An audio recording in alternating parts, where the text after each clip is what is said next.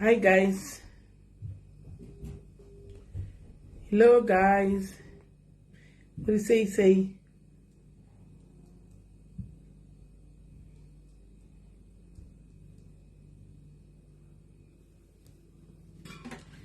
What do you say guys? How are you guys? Nasi makomenzi. Wona zvinoita Saturday guys. Wona nasi makomenzi kaita kudira. Nezuro tatisina kana makomenzi airamba. Nasi akaita kudira just like that. Kusha kuti zviri kufamba sei. Yesu mwanangu Dre inda kurova so. Baby girl, I miss you. Inda kurova. Right guys, maskera say share your life guys. Share your life. Share your life. Share your life guys. How are you? Muri say share your life. Kumati ngane nyika kwa muri kokoko. Share your life. Guys, share the life. Yes, my captain. How are you? And I'll take Duke group regarding all right. Nishatarisa Rosie, I'll check. Nishatarisa and that's not order. I'll check. All right. Share your life, guys. Share your guys. Muri right here. Was kind of video. Masera mushare. I hope you are having a wonderful and fabulous day. And itika. Yes, go wana Jackie bakoma muri seiko. Inda kurowa. How are you feeling these days? Are you okay? Inda kurowa kudai so. Tendai mariwo shiri say guys ndauya panapa ndine nyaya ndinayo. Zvakaoma vasikana.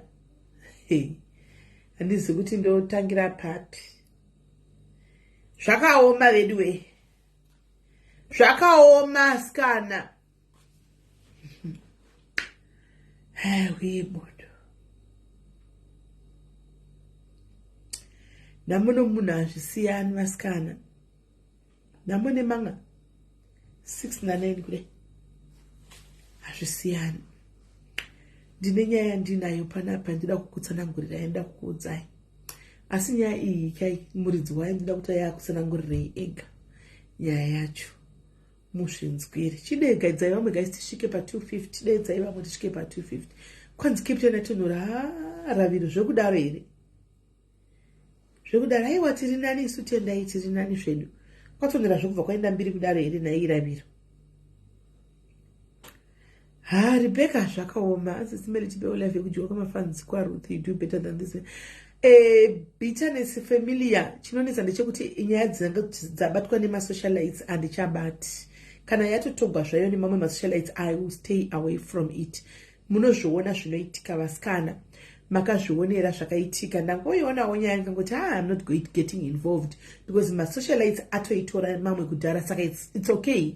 Handitika as long as vari kufamba nenyaya vachizosvika pamungu wenyaya zvingori right. Unoda kubata nyaya dzakadai so idzi dzinonetsa. Do you I can't eat when you don't say hi mom. Oh Dre, zvinonetsa guys nekuti panonetsa.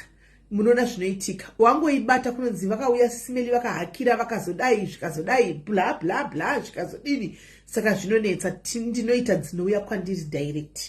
Dzenyu imimi makantarisa mukatadza kuita kuwanikwa inonzi justice yenyu mukauya nayo ndinoitora ndinofamba nayo. But idzi dzine masocialites masocialites mukati no regai ndizvimirire kure. Tingookerawo ndingoenda comment section semaindiro amunoita comment section inopedzisira yakunzi vatora nyaya dzedu. Amuzati kune nyaya dzechinzi dzevanhu inyaya dzedu plus as if you want to no my andina nondirambidza if I want I can my Daniel, but for my peace, my own peace of mind andika and for my own peace I just decided kuti nyaya dzinenge dzabatwa nemasocialite andibati. Ndofunga kuona zvakaitika pasure pane yapera ipapapa. So andidi kubata yanga yakutopsa musindo. Dei zvokwadi pasina ndisina kuuya nezvinhu zvechokwadi zvakakwana. Ndanda kutonzi ndakanyepa. Ndanda kutonzi ndakatengwa. Ndanda kutonzi you know a lot of things. Zvanga zvakutobuda sisimeli vatengwa. Sisimeli vazodai. Ofushi no. Ndakangoya nechokwadi chezvandandanguwana. Ndakanda kutonza kuti munhu aritofa tobatsira kuita sisimeli kuti nyaya dzifambire munhu wandakamupa. Handina mbopiwa munhu vanhu vakandibatsira muningi wangu inini ende hakuna nomuziya, no one knows it. Muningi wangu akandibatsira kuti nyaya wandakatuma background is my sister. Ndakazongwa zvakana then I just said it ngoti arega ndinyarara. Saka dzinonetsa nyaya dzine masocialites. Regai vaite ikoko tinoita dzedu kuno still it's okay. Tinongoita tichitongofamba takadaro. Hanimaona, tinongoita tichitongofamba takadaro. Right. So guys, nyaya nhasi yanoda kuti ndive nayo regai ndidedze muridzi wenyaya auye nenyaya yake titangire ipapo. Ndoda kuti muteererese guys, handiti? Muteererese. Munhu wechirume ari kuuya nenyaya yake uyu. Munhu wechirume. Saka inodini? Moteeresa. Hanzi nyaya iyi ndeyenesheni though. Even ye last time yanga iri yenesheni chido, but yakanga yakundisarira. Even last time yanga iri yenesheni. Nyaya dzikaenda nema president kana kuti nema celebrities edu mahombe antika inenge tori yenesheni. Ndakatoti ndikuitawo nyaya yenesheni, but yanga yotusara kwandiri. Saka idzodzo dzacho zenesheni, let me stay away from it. Regai tipe vamwe vaitewo over saizvozvo. Right, hello hanzvadzi yangu. Hello. Hello, Sis Mary Morrissey. Mushe, dzimai one phone, musare name phone, dzimai phone one. Dzimai phone. Hello? Dzimai imwe phone. Dzimai phone. Ora, tizitaure pa... Dzimai, mune phone 2. Musha phone 2. Saka dzikuita ma echoes. Ndi dzimire one phone kana kuti uyaimisa request pa social media mupindi. Yo.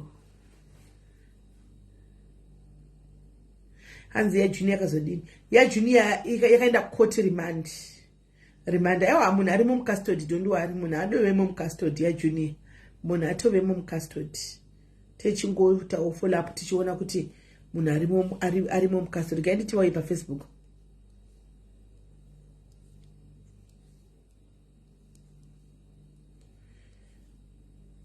Okay, as let's request and skill and to go to Eda Ibaba.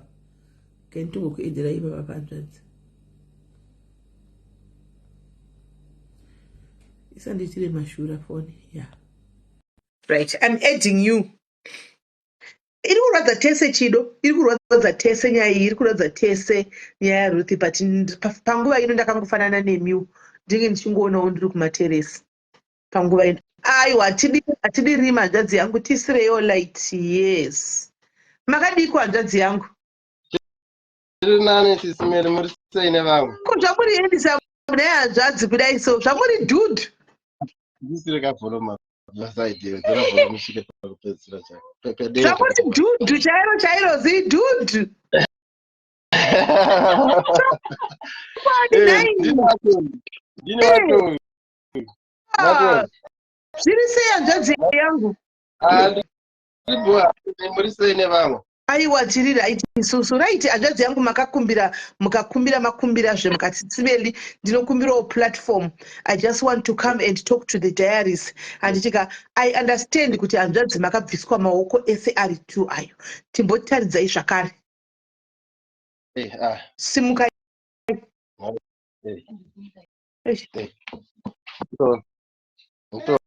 Ona zvari. Ukutoona? Ya tikuona. Nozvari. Yeah. Osari tu. Yes. Yes. Right, chigara zvenyu pasi. Right, hanzvadzi chii chakaitika? What happened tichike pamuzosvika pakuti makubviswa maoko? Ndine nyaya inorwadza Sis Mary, ndine nyaya inorwadza zvikuru. Nyaya yangu yakaitikira muno muBotswana. I'm based muno muBotswana. Ndakauya muBotswana muna 2004. Saka nyaya iri kuitika ndekutoti kuti nditangire paakatangira chaiko. Inini ndakauya kuBotswana 2004 after mama vangu vashayikwa nababa vangu vashayikwa. Mama vangu vaibva kuPlumpton Matabeleland. Baba vangu vaibva kwaMurewa kwaMadamombe. Saka inini mama vangu nababa vangu vakasiyana tichiri vadiki, hatizivi kuti chii chakanyatsoitika. Mama vakabva vaenda nemunin'ina wangu, takaberekwa tiri vatatu. Saka vakanga vaenda nemunin'ina wangu kuPlumpton, takakurira kuPlumpton kuMatabeleland. Saka gogo vakazoshayikwa 2003. Then ndakabva ndachishaya munhu anondibatsira kuti ndikwanise kubhadhara kuya kuchikoro kana kuti ndikontinue kuita zvimwe zvinhu zvinoitwa nevamwe vana. Saka gogo vashayikwa vakanga sara hama dzavana sekuru nana mama sisi vamama.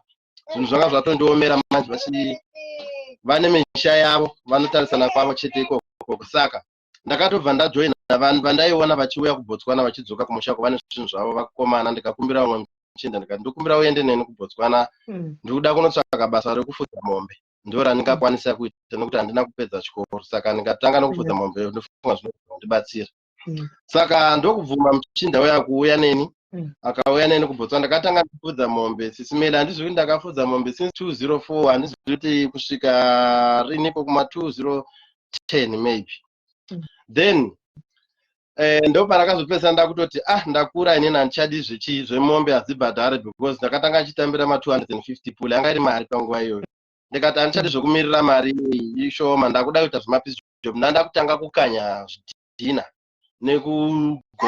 nekugobora kumunda ndanda kufamba nevanogobora vanchidzidzira then ndikatoona kuti zvine mari kana uchichaja uchiwana mabasa acho zvine mari ende kana uchishanda chaiko chaiko ndakabva ndatangedza kuita mabasa akadaro ndokuzobva ndatama kwandaifudza mombe kuya ndikachinja place ndikaenda kune imwe nzvimbo inonzi Mahalape is a town but ine tuma village tiri under Mahalape saka ndakabva ndaenda kunzvimbo inonzi Radisile ukoko ndaigobora munda asisimeri zviya zvokutoti ndaivhurira vanhu munda. Hold on. Guys, ndokumbira kuti munishare live guys. Can you please share the live? Guys, can you please share the live as many times as you can, guys? Can you please share the live? These are the lives that you people should share. Ndo my live amunofanira kushare. Ndo my live amunofanira kushare akadai. A lesson to learn, a lot to hear. And empathy is needed as well. And ndo my live atinofanira kushare akadai so I.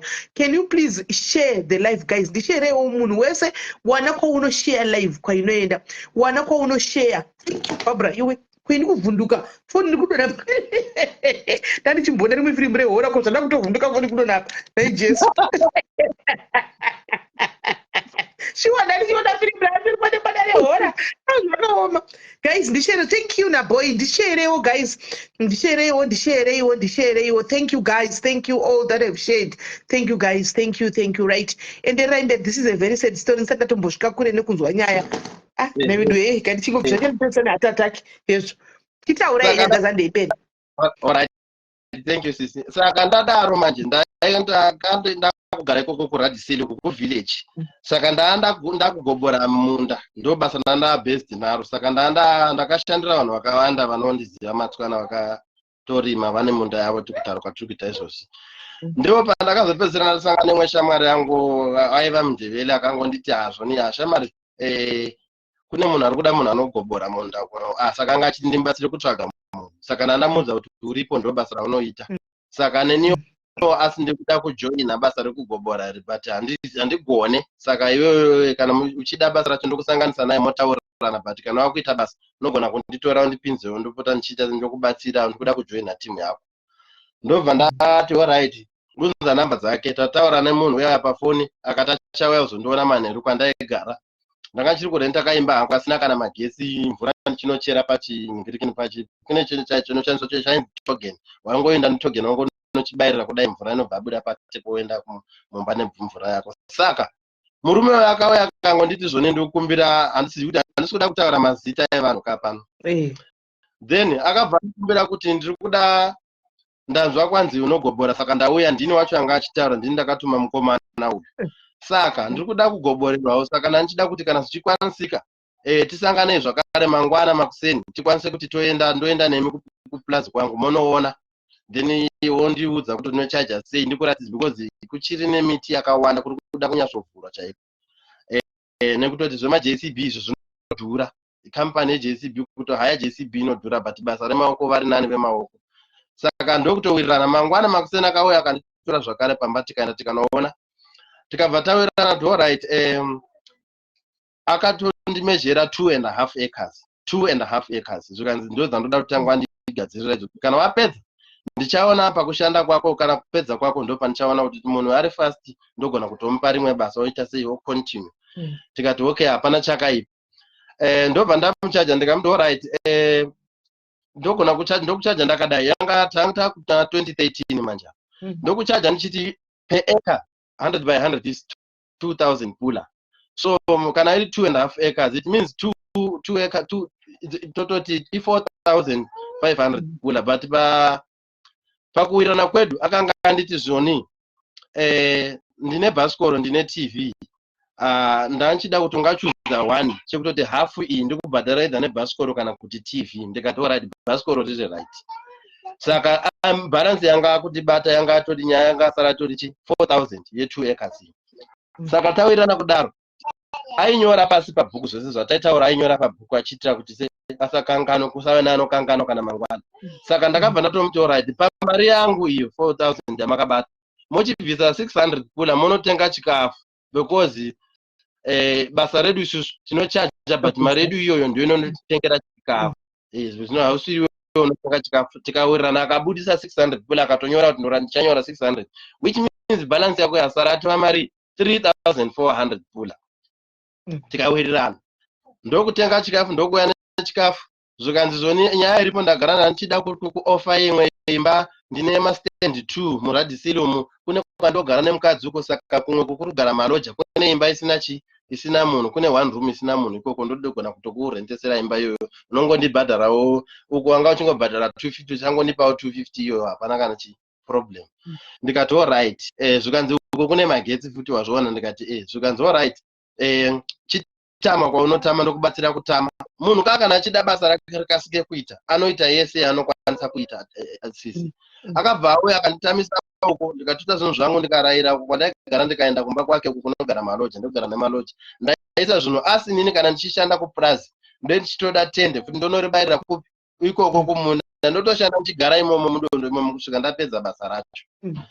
Ndokuwirirana kwatakaita. Saka nini ndichigara kudondo uko ndakarova basa 1 month and 11 days. Ndapedza 2.5 acres. Ndagobora zvese ndapedza, ndatema miti, ndaunganidza miti uko nemadanda uko.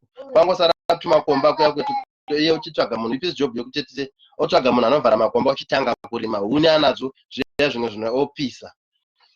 Ndakumfonera murungu, ndapedza basa kunoko. Ndakanga ndashedza kamuchinda wangu aigoborawo. Ndikamuti taisombobatsirana iye kuti unomupota uchiuyawo ndibatsira kana basa rakawanda, so that tikwanise kupusha mabasa ese. Uya akanga nditsvagira basa, ndakanga ndamutry but akanga akatadza, angozvimba maoko sone 1 day achiti haazombodzikwanisa. Akatoramba kuti handingakwanisi kujoin. Saka ndagara ndine team andandichidzwa kuti anoitawo uko, anozombondichedza ndoenda ikoko. Asi kana tashedzana papa ndozomupawo chika package ndichingomtendawo. Then murungu ndakumufona ndikumudza ndapedza basa zvakunzi ndazviona nezviro gift, ndazviona kuti uri kupedza basa. Saka ndakaona unopedza basa. Nyaya iripo ndikuti handisi mutown, I'm not around Mahalapeni, I'm not around Radisile again. Ndaenda kunonzi kuSeruwe, ndiko kwandaenda kunocheka. Ndine yadhi yangu ikona mama wangu ari kugara ikoko. Saka ndiko kwandaenda. Iwewe zvawapedza chingobva kuprazi uko, chingotuta zvinhu zvako zvainazvo woenda kupi kumba. Ndichazokufonera kana ndadzoka ndouya uchitora mari yako. Ndiniwo ndakaita plan, ndikatora tunhu twangu twandainato ndikadzokera kumba kwako. Ndakapedza 2 days sisimeli ndione munhu hapana kana phone call. Zuva rechitatu kusvika 1 week ndakatofona. Saturday ndakatofona, murungu ndeipi yamuri kuita iyi? Kunokuka ndikufanira kubhadharawo munhu akandibatsirawo. Ivo zvine zvako ndiona kunge ndiri tsotsi. Akutoona kunge ndakapiwa mari ndikadya, ndakuramba ndingomodza mastatements asingaperi. Saka nemamwe mabasa akandimirira, ndofanira kucontinue ndichiita mamwe mabasa. Saka ndokumbira kuti mundibhadhara. Zvikanzi izvezvi uri kupi? Ndiri kuuya kwauri ikoko. Akabva auya kumba kuya kwandiri kugara, kumba kwake ka. Achingouya pamba akangouya nekutanga kunditi hona nyaya iripo gift, ndikuda kuti uchibvisa zvinhu zvako mumba, tuta zvinhu zvako zvose ubudisa mumba. Ndakuda imba iyi, pane munhu andikuda kupinda mumba iyi. Saka ndandifunga kuti iwe uchibudisa zvinhu zvako ndokupa mari yako, totosiyana pano nhasi. Ndotokupa mari yako toenda unotsvaga imwe imba somewhere else. Ndikati okay bo, hapana chakaipa munhu. Asi short notice zvayo but hapana chakaipa. Ndakatora key sisimeli, ndikabvisa key yepadhoo ndikaisa muhomwe. Ndangwarawo kanchiona munhu, I think pane madhira ari kutsikisa. Ndakabva ndaisa key muhomwe. Ndakatanga kututa tunhu turipo ndikabudisa panze. Munoziva tinenge tatatenga kavana mubhedha vesava. Unenge uchingowaridza pasi magumbezi, unenge utuma bhavhu rekuti ogezera ndoro rinenge titori kitchen unit togara dhuze nemaplates imomo. Then ndatuta tunhu twangu ndabudisa panze ndapedza. Ndikati ndabudisa ndapedza. Akapaka zvake mota panze. Apo pamberi pe 2 bedroom pakagara vamwe maloja. Paiva vamwe vaiva mazimba matswana. ndabudisa zvinhu ndakati ndapedza kubudisa zvinhu chibhadhara zvikanzi alright ndikukwereta mari ndikati amunoziva zvemuno chibhuku handiti mune bhuku ndiri mainyora futi zvese budisai bhuku riya but balance iripo 3400 pula zvikanzi inini tora akabva aisa ruoko muhomwe akabudisa chikwama chake ndokundiba kuda kundipa 200 pula only 200 pula only 200 pula chete yepepa yakabata ndakabva ndamuti ko munoibudisa 1 here madingoiverenga yose ka 1 pachena then mondipa zvikanzi handina mari ini ndakakuudza kuti handina mari but wakontinua uchindinetsa saka dai uri mumwe munhu usina kundinetsa uchidai because uziva kuti uri muZimbabwe futi iwewe hauna mapepa uri munyika muno utori illegal immigrant ndogona kutokudedzera mapurisa izvezvi vakakushunga vakanokudipota kuZimbabwe. You're just a Zimbabwean, you don't have papers, so you don't have to stress me. Ndopandakaona kuti apa chataya apa ndikati izvozvo hazvishande manje murungu because mutemo unoti kana uchigara naye ari muforeign ari muZimbabwe munomugadzira chinonzi workers permit kana kuti residence permit. Izvozvo zvinhu munofanira dai makanditora makandiendesa kuimmigration first day before satawirirana pakunofanda mukandigadzirisira zvinhu zvose. Saka apa mukatodedza polisi tose tinotonyura inini chatobhadharwa but ndobva ndatosara kumapurisa chizonochitese kunodipota but imi munotonzibhadharai munhu munotore nemhoka futi muchatopiwa chaji yekugara nemunhu asina mapepa. Akabva ati iwe unonge unozvita unoziva iwe unoziva unza key yangu ndikati aiwa key handikupei 200 pura nyingi handibati nemaoko berengai mari yose yakakwana key handikupei kusvika mandibhadhara mari. Akabva atoti saka now you can go wherever you want to go, you can go wherever you want to go but handisi kuda kukuwana pano. Ari kutaura achidaro achipinda mumotikari ari kuvhura motikari yake ositata motikari yake ndoyo abuda aenda. Saka pataigara paiva padhuze nekunonzi Kutla pachitswana inonzi Kutla pachishona dzinonzi Matare ndo Matare. Saka ndakabva ndasiya papa ndakasiya zvinhu zviri panze ndakabva ndabuda ndikaenda kudare kuyakuya ndikati rega ndomangara nyaya yangu apa because dziri padhuze. Ndasvika kuyakuya kukuta ndikamangara ndikaona mupurisa mukuru ainzi Mamasuko ndikatomuudza ndine nyaya yangu svosvosvo pane munhu asi kuda kundibhadhara zvikanzi toziva ndo basa raunoita ende tinomuziva munhu iyeye ane utsinye ndo zvaanosvomboita akamboita imwe nyaya achipopotedzana nemukadzi akambomupisa nesimbi yemuchiso yemombe vakanga vaenda kuse kudanga ikoko kupuratswa mubabva ikoko. Saka vanga vane nyaya vanga vaenda nemukadzi asi yakazonopedzera nyaya yake kuchikumuraga vapedza kupisa mombe akatora simbi inopisa akagadzika muchidzwa chemukadzi kudai achipopotera nyaya yanga yatanga kuchikubedroom uko. Saka mukadzi akazvimba chidzwa chiya kwamazuva akauya akavhura polisi panapa docket tavhura kesi yakati chifanira kuti chienda inotongwa. Mukadzi akauya akati ndiningirikini ngairatswa ngaiparadzwa handichadichi handisi kumuvhurira kesi. Saka munhu akadzi asi iwe ndimbodzokera kumba tizvezvi tione kuti anokupa here mari yako izvozvo asiyabuda ndikati ndasiyabuda zvikanzi dzokera iwe unopinza zvinhu zvako mumba akasakubhadhara dzokera kuno Monday isusu toona kuti tomutevera tonomutora ouya pano newe tose touya totaura nyaya yenyu tiri pano.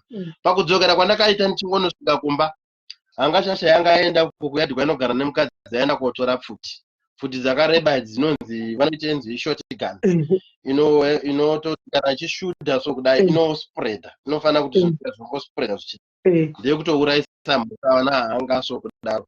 Saka iye aenda kunotora pfuti atotora nebhelti remabhuleti atozvibhanda naro kudai sho akatogadzira kutondiuraya chaiko.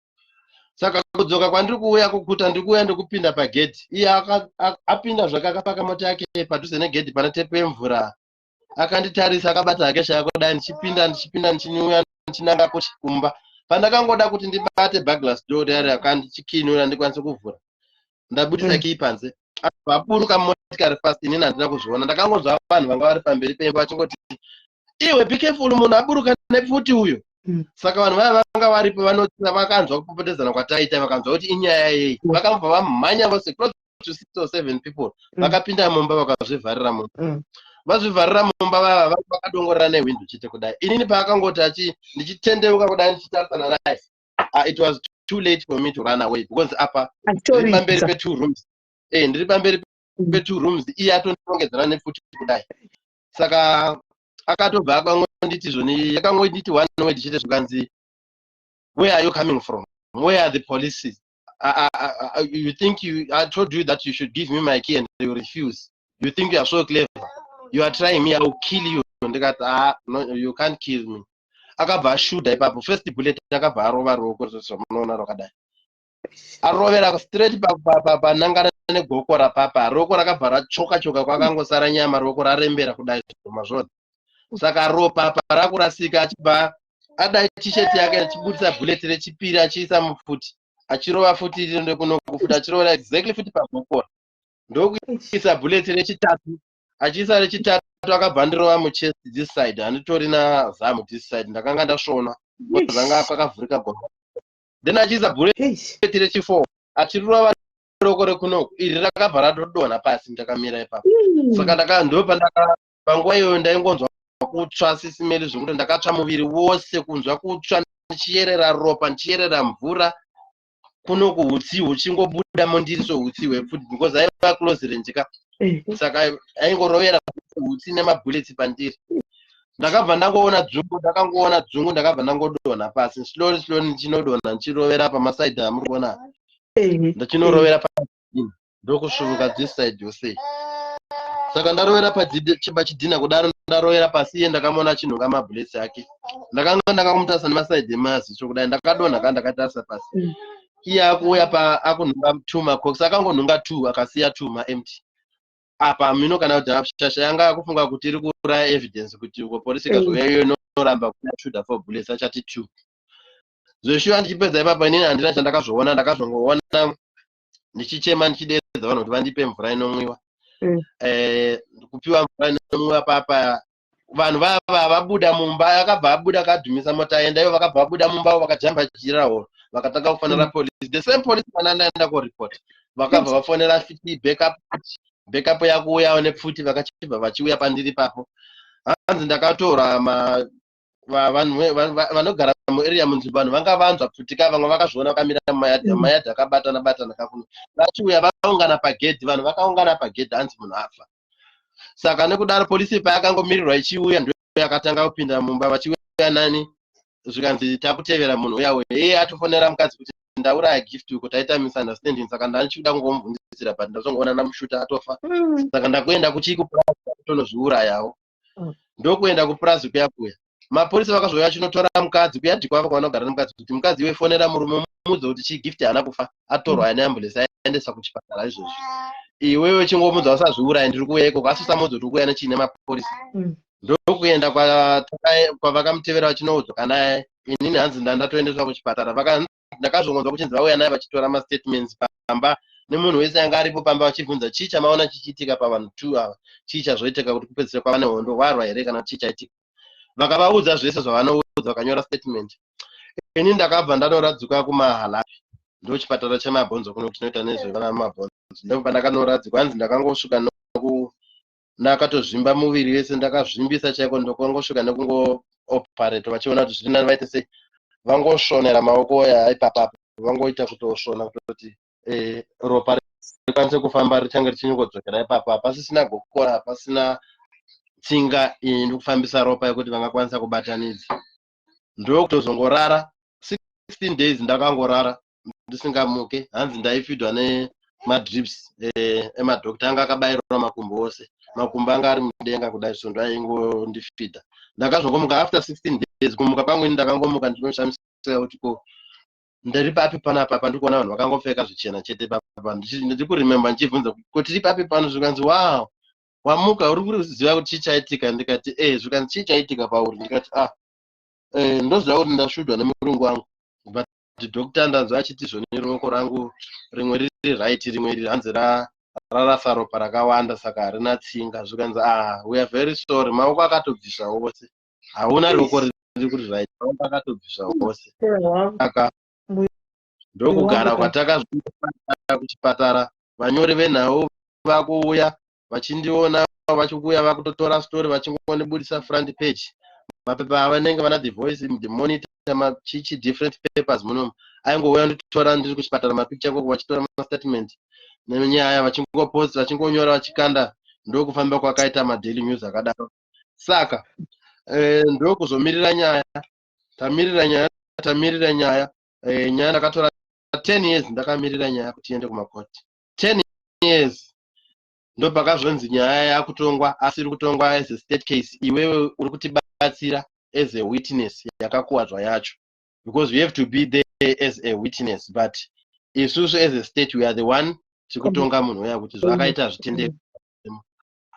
Yakangotongwa vakafevhera munhu uya sisi, vakatomufevhera kutoti nyaya kutoti ndandi muZimbabwe versus Mutswana. Akangoendeswa ku 3 years akabva abhadhara bail out yemazimari akabudiswa, ndokutobudisa zvachose kusvika nhasi munhu ari panze.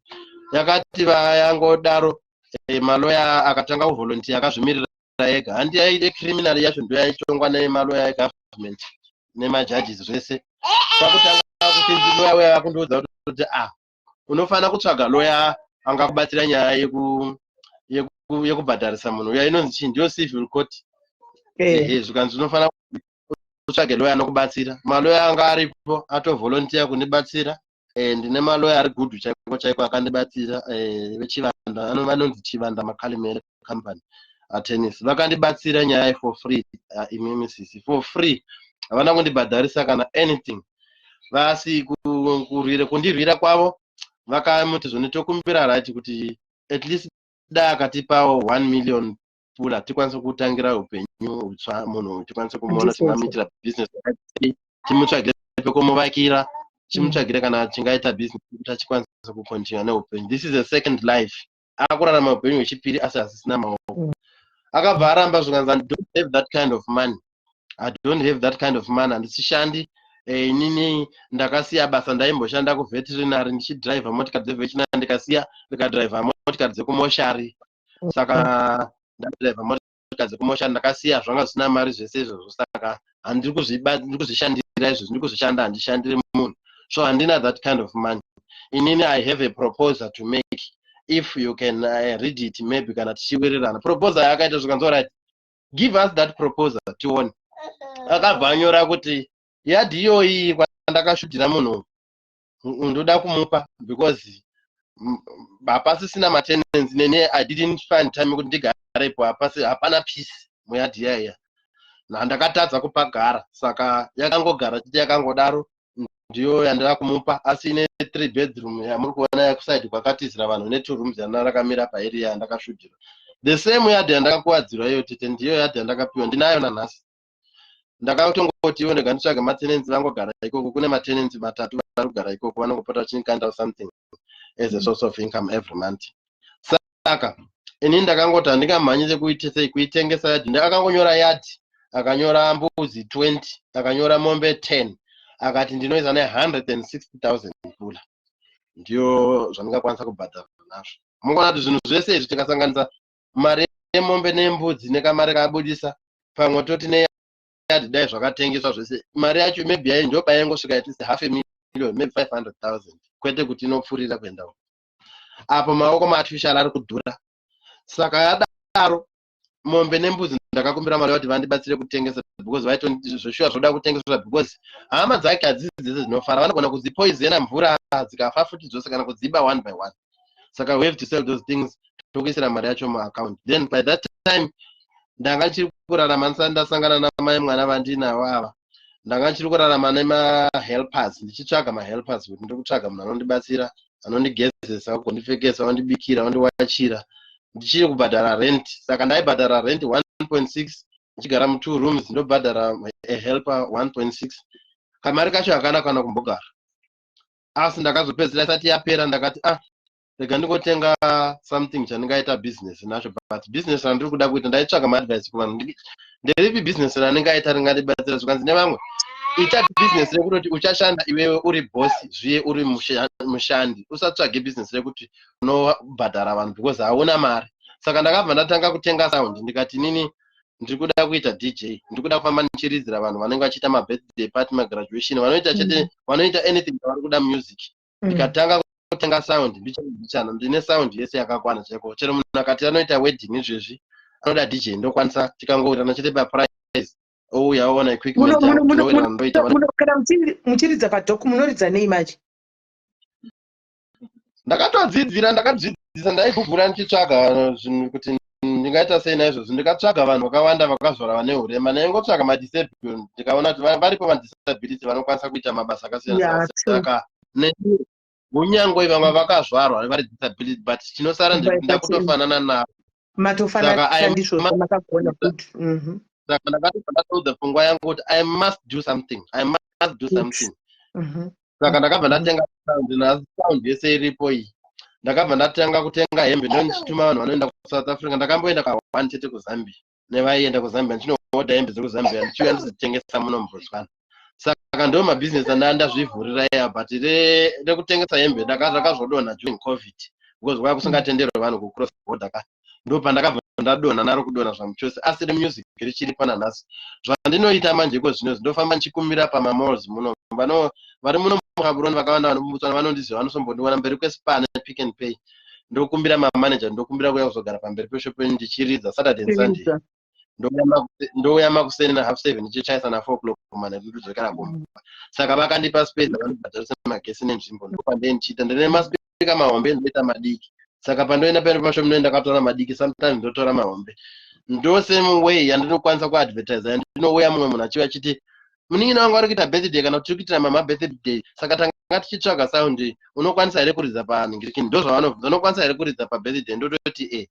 vototanga kutotora manhamba angu vakusenda kana deposit mari vochiuya vonditora kumba toenda tonorara kana kuri kurara tichiridza toridza usiku tichipedza ndodzoserwa kumba kana iri yemasikati ndizvozvo ndo zvandiri kurarama nazvo asi ndiri kuda ma-artificial hands manje saka ndina doctor iko zvinezvi mune mudzimai nevana vangani? Mudzimai nevana vaviri. Vana vakura sei? Vana vakomana mpo ane 4 years. Ari kutena 4 this month. Then akane 1 year.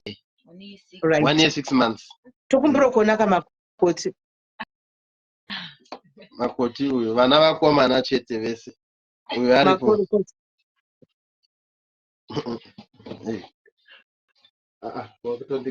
Bharirirai manje. Hai Sisimeli. Yes, makoti right here. Ndiri right muri sei? Ndafara. Thank you nemwe wako wakanaka ufunge. Mwari wakuitire zvakanaka. Thank you Sisimeli. Mwari wakuitire zvakanaka. Mwari wakazviwanira murume wako.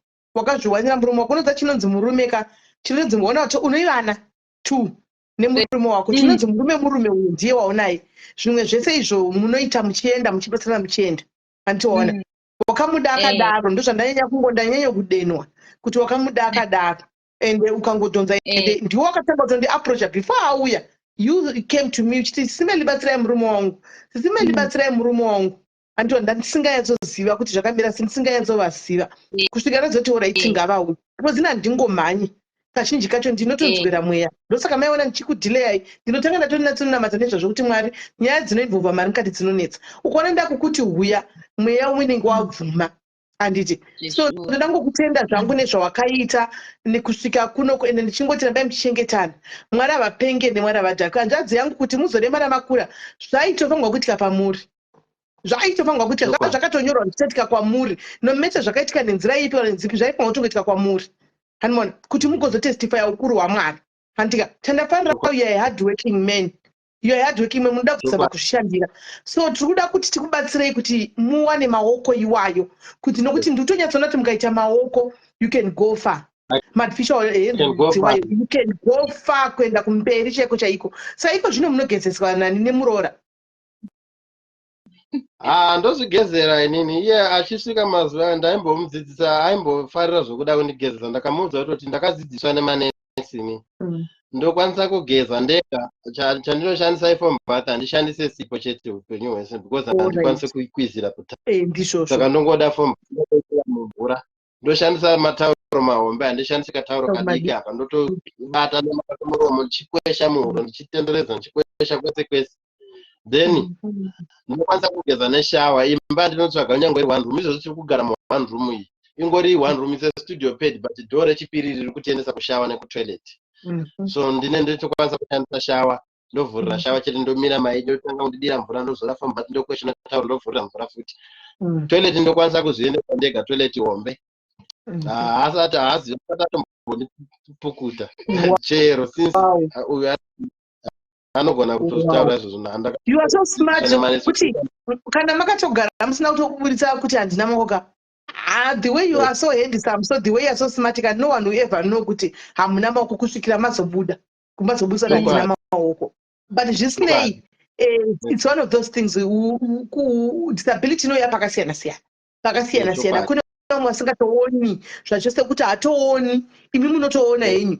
Tina vanhu vakawanda vasina maoko, tina chipo, munoziva chipo muchegwamo wedu kuZimbabwe. Muti munhu akatobereka mwana wake, atokudza mwana wake ega. Muti munhu achicheka muriwo negumbo kudai, achicheka muriwo, achipara hove, achibika negumbo, achicheka mwana wake. Nasinikiwe iwe matomuona kasinikiwe exactly. Ani vanhu vakawanda mukaenda pasocial media vekune dzimwe nyika uko varungu vachizva vakawanda. So hanzvadzi yangu makambotraya kutaura kuti maoko aya ari kunzi vari. Ndakapiwa quotation nadoctor. Handina doctor ari kushandira kuno kuchipatara chinonzi GPH. Saka doctor uyo akandipa quotation yemaoko. Quotation yaine maprize 2. Handizivi kana ndiwe nayo here panapo. Ndikwanise kuti vaibata tingutiudze izvei makanzi mari. Yakanzi first quotation iri kutoti kuri kudiwa $27,000. Saka $27,000 yanga achiratidza maoko acho kuti anoshanda nemagetsi, anoshanda chichi, anokwanisa kusimudza chinhu kusvika paweight yakadini, haafaniri kuzobata mvura, zviye ndinenge chizono operatwa futi mari ikavapo hanzi ndinongoenda vanosvika vanotanga kuoperata futi apa vanotovhura vocheka mabhonzo nemaoko then vokwanisa kuisa mino chinoiswa kana chemagineti kana kuti chichi chaiswa mukati imomo kuitira kuti pandaenda kupfekera maoko aya atingi anenge kune chinhu chinosensa nepfungwa dzangu chinocho chatingi ndo chinenge chichisensa from my brains to that thing to maoko acho. Saka quotation yechipiri yacho tichi irikutoti engekanzi 7,000 roko 1 here. Iyo yaitoti hanzi 7,000 roko riri 1. Saka means kana ari 2 anenge ari 14. Asi iya yakanzi magetsi manje, asi yemagetsi. Doctor aitoti iye he prefers kuti nditsvage yemagetsi ndiyo angakwanisa kuti ndikwanise kuti ndivhure zipi ndiri ndega kana ndichida kuenda kutoilet, ndikwanise kuti chero foni ikati ring handichifamba muroad ndikwanise kuibudisa, ndikwanise kudavira. Because pari zvino munhu unogona kufona ndikasadavira iwe ukafunga kuti ari kundiignore, ndenge ndichifamba pamwe ndiri mubhegi ndisingadi kuti ndingodedza wese kuti ndibatsire. Kune mavhakadzi tiri kurarama nacho. Saka ndo nyaya iripo. Asi maquotation acho ndichinawo nanasi mapepa acho iwayo. Ndakamboinge ndakumbira vamwe vanhu kuti vandibatsire kuvhura GoFund. Nyaya iripo ndikutoti ini nsisimere handizvi kuti chii ndinamatisa kuna Mwari chako nokuti ndowanzoti ndakumbira chinhu kuvanhu vanoita interest so yekuda kundibatsira but zvinozongonyarara so hamina kuti chii chinenge chikuitika. Saka ndakatambura kuti ndipedzere ndavhurira GoFund yacho iyi. Ndakakumbira vanhu vanosvika more than 4. Inini including me, I was one of the people akakumbirwa kunzi avhure GoFund nemudzimai wenyu, but inini GoFund me ndakairambira for a reason. Ndakamuudza kuti ndinokwanisa kubatsira nedzimwe nzira not dzeGoFund because inini nyaya iripo ndekudai hanzvadzi ndiri munhu ari papublic. Nyaya dzekunzi ndavhura GoFund nyaya dzemari dzinonetsa.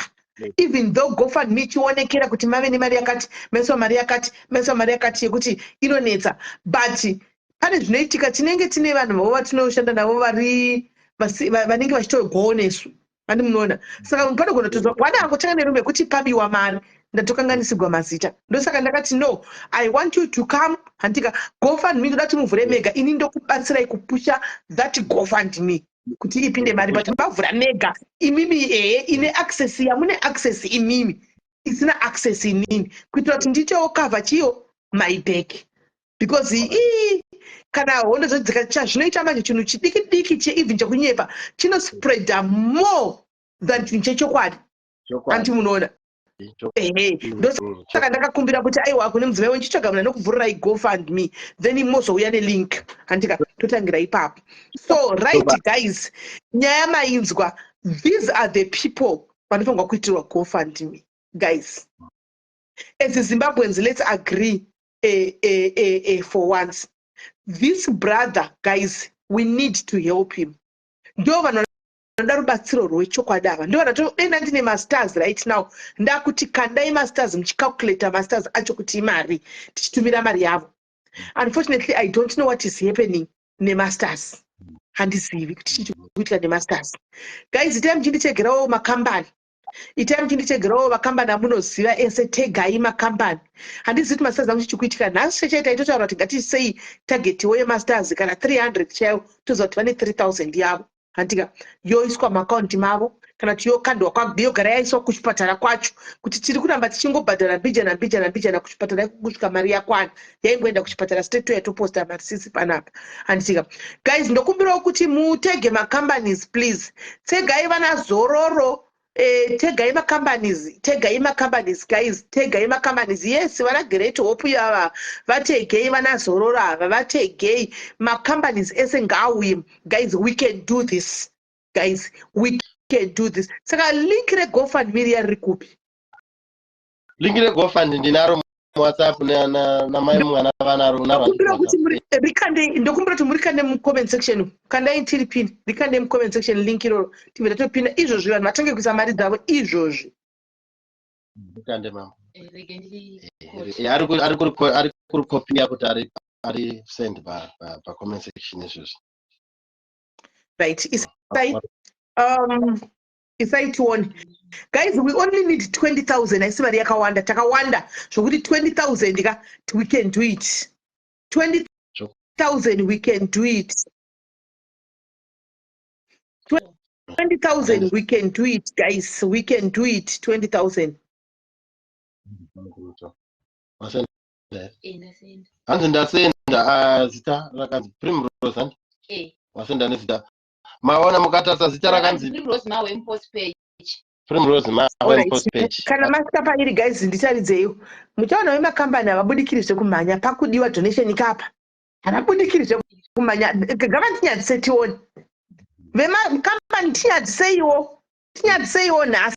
Havabudikiri. Easy. Havabudikiri. Makwasa kuriwana. Guys, kana mariwana mundiudza kuti link ndariona guys, iri kunziraiswa mucomment section.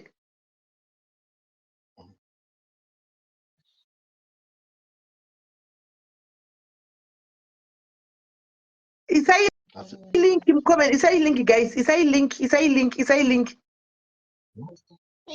link tione. Kira pamari dzakadai.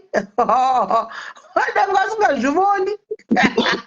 Maybe Olinda might anogona kubudikira. But kumoko ndotenda tamwati zasora nebenzi. Kandai futi link. Kana kuti ndisirei WhatsApp link. Kandai WhatsApp kwangu ndikuona. WhatsApp. Ndozona njifunga nini kuti akarisa WhatsApp zviri easy. Ngavani ndisirei WhatsApp ndipe maadmin aise. Isei WhatsApp. Nice. Hanzi ndaisa mino la reporter re WhatsApp kuni. Oh yes, right. Shupre admin, I'm sending to your WhatsApp. Undikandire omu, undipinire GoFundMe iro guys. Toda kutoti asi usiku guys ka. Toda kuti pave nemari. Tokumbira kuti musabate mari. Handiti hanzvadzi dzangu. Tokumbira kuti musabate mari hanzvadzi yangu mari ikwane first. Handiti ka. Musabate. Shupre, can you please check your WhatsApp? Utore link iri uise pa nikiri uise mu comment section. Inchadzorisa zvangu pa page, but for now chimbotisira mu comment section. Link iri chimbotisira tipinirawo link iri. Tibvisira wako chakanzi during the broadcast ma live masters because masters acho atoripo. Masters hapo right. Say wiki now we are kuno murungu wedu chimbofurayi nepano. Furayi nepano murungu aiwa kana netsamba tingatonyora chaidzo tichinda tichikumbirawo kuti tibatsireiwo vedu we.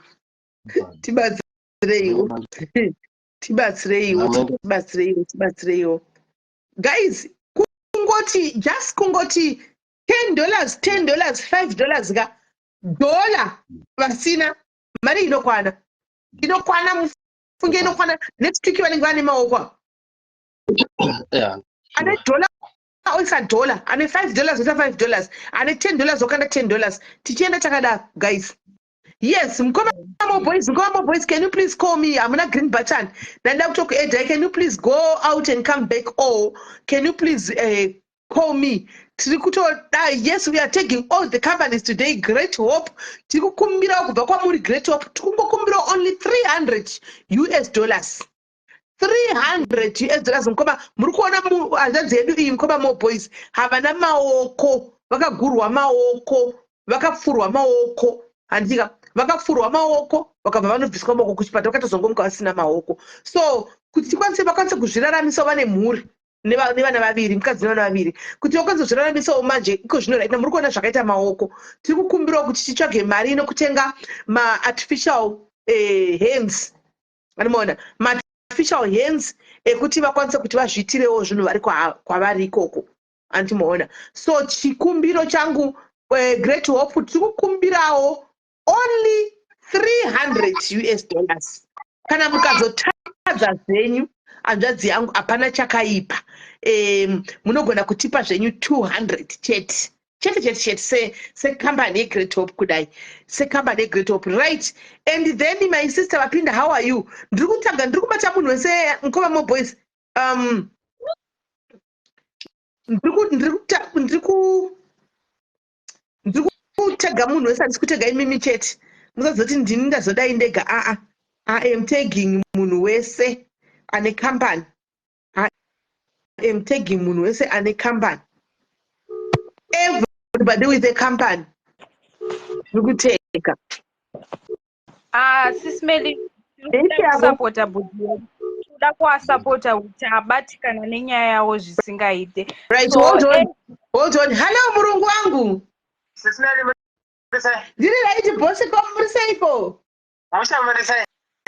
Nhasi ndiri kufara zvisingaiti boss. Kuri seiko ikoko? Tiri pa muri sei. Haiwa ndiri right boss wangu mambotidongorera here kusocial media nhasi. Nekutogara pasi ansandamboenda paFacebook. Ndine nyaya iri kugwadza zvokuti ndiri kukumbirawo rubatsiro wedwe. Ndine nyaya ndinayo iri kurwadza nyaya iyoyo asi inoda kuti muzvionere kuti munyatsonzwisisa so tango tichitaura nyaya iyi vanhu vakati isu tine varungu vedu tine zororo yedu isu aiwa ngaiuyewo ilide paexample then mamakambani ozotevera saka izvozvi kutonoka kuzvindudukupisa kudai kuti sabhosi mukauya mukadongorera mochizondipa way forward kuti ndoita sei. Facebook live yes nditoripo izvozvi paFacebook live zvokuti mukatidongorera izvozvi munogona kuona.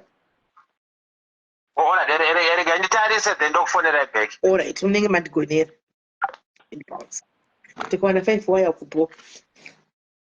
So I was saying as Ana Madumbe we are willing to pay inini handizivi kuti mari yacho I think inini ndiri kuda kuibhadhara in handizivi havana here any account because zvechifunga inini tikuti mari ngaipinde mugofund ndokuti tipane because chinoitika manje panyaya yemari mukada kuvapa muroora akashayiwa chingwa mari yakubviswa ichienda kuchingwa tiri kuda maoko first handiona maoko first saka tiri kuda kuti mari ipinde mugofund. Okay. Saka nhasi tiri kuda rubatsiro tinombobatsira kumweka nhasi I am going to knock on everyone's door. Right, my boss, I know you are now watching. Ndine hanzvadzi yangu ayo maoko ayo akagurwa hanzvadzi yangu iyi haina both hands yapoterawo kwatiri havana maoko tu vakafurwa maoko ayo vakatozomuka vagurwa maoko tu vari kuBotswana handi munoona saka vane mhuri havana chavanokwanisa kuita nemaoko akadai sowo saka tiri kukumbirawo donation because tiri kuda kuti titsvage kutenga maoko maartificial ekuti vakwanisa kuzviitirawo vararamise mhuri yavo saka bosi kana makanteerera ndo nyaya iri pano maoko tiri kungodawo donation from the company and actually we are taking all companies and because I believe kuti unity is power. If we work together say tiri sevaZimbabweans kudai a lot of positive things will come out and then I'm challenging Madumbe Light ndimadumbe padano totambira 2.5 kana 3,000 but auya akati ndoda kutotanga inini mwari vakuropafadze Madumbe mwari vawedzere pachatapudza zvishuwo zvemwoyo wako by December mwari vange vazvisadzisa it will never go anyhow. It shall be done, for it cannot be otherwise. We can also talk a testimony pano. And it yes. Follow mama ningirikine yenyu akawandisa. So as Zimbabwean we can do this. As kana kwakamboraiswa more than 100,000, we can do this. We can even raise maybe 200 kuna Bujawa. Yes. So we can and ushungu dzangu dziri pakuti we can't stop this kubatsira vanhu because pakamboitika dzimwe nyaya pakambodi let's do this times 4 times 5 ameno kuti times chi so that Bujawa batsirike. That's all my wish. So inini guys, imagine kurarama usina maoko kuti zvakaoma sei guys, kurarama usina maoko kuti zvakaoma sei zvinenge zvakaoma guys. Thank you Matumbe Light, thank you very much. Thank you Nasana Bok follow, I'm going to follow you. Thank you very much. Saka guys, inzwai tirikuda kuti we can do it guys. We only need 20,000 yemaoko, but if it's gonna be 30,000 or more, that would be good because vachawana mari kuti vatange kuita something, probably kubika masipatlo koko kubotswana kana kutsvaga pekuti vanotsvaga zvokuti vaite handika. Saka tikukumbirawo vanhu vamwari kubva kwamuri maZimbabweans, link raiswa mcomment section umo guys. Ngatitangei kutobhadhara right now. If you can start by paying right now, can we pay now? Antika, how old are you, my brother? Because no, 33 in 1991. Okay. Hey, Madam Dick.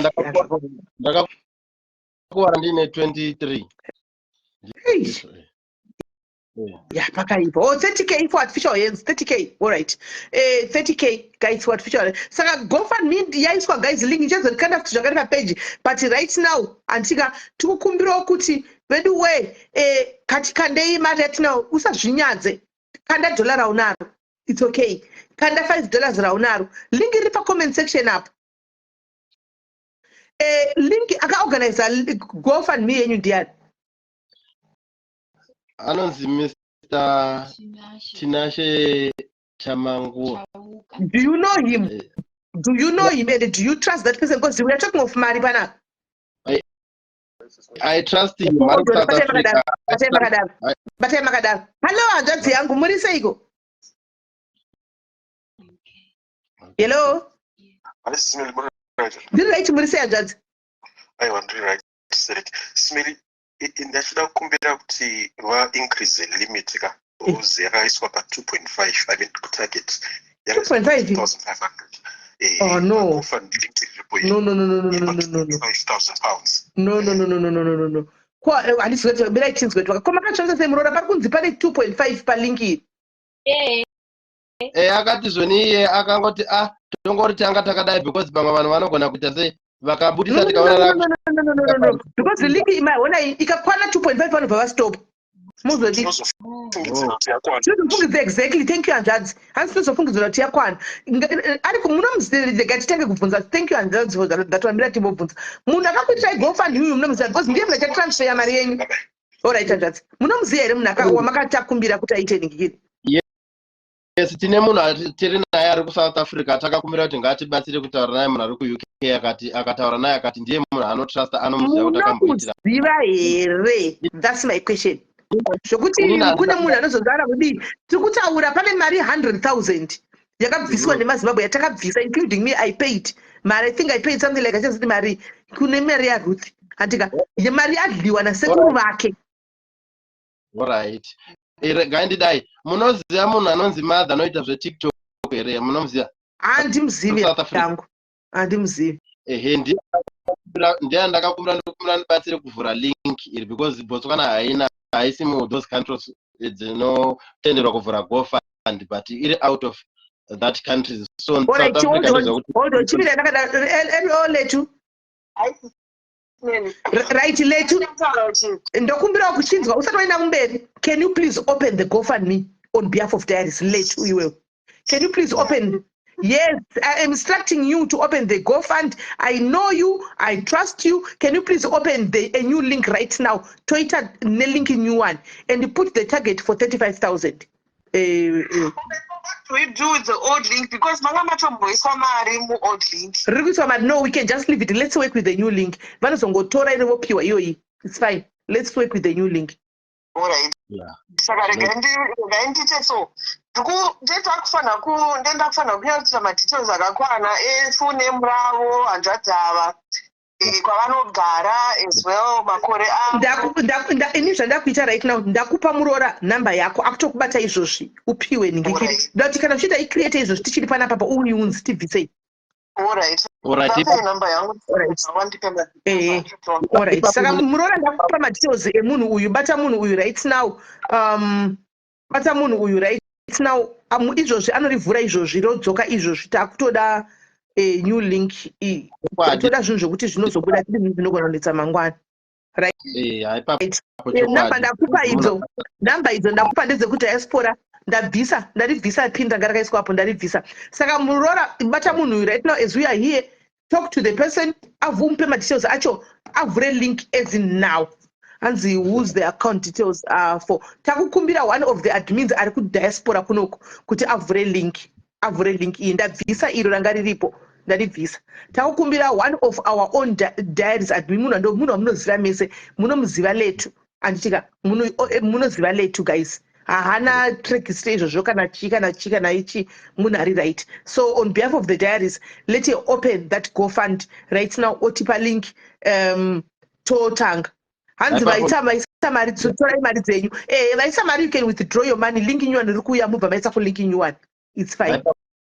Ipapo chokwadi asistimeli ndafara zvokuti because chokwadi munhu handimuzive ini ndakanga ndakumbira kamunhu ndichiti iye ndinongomuzivirawo pafoni asatasangana. Ndosaka ndabvunza nyaya yemari iri kunetsa because kune izvozvi kune zvikutoitika kuseri, kune zvikunetsa kuzi maZimbabweans nyaya dzemari. Mari yakabviswa 100k ichinzi batsira mwana ari kurwara.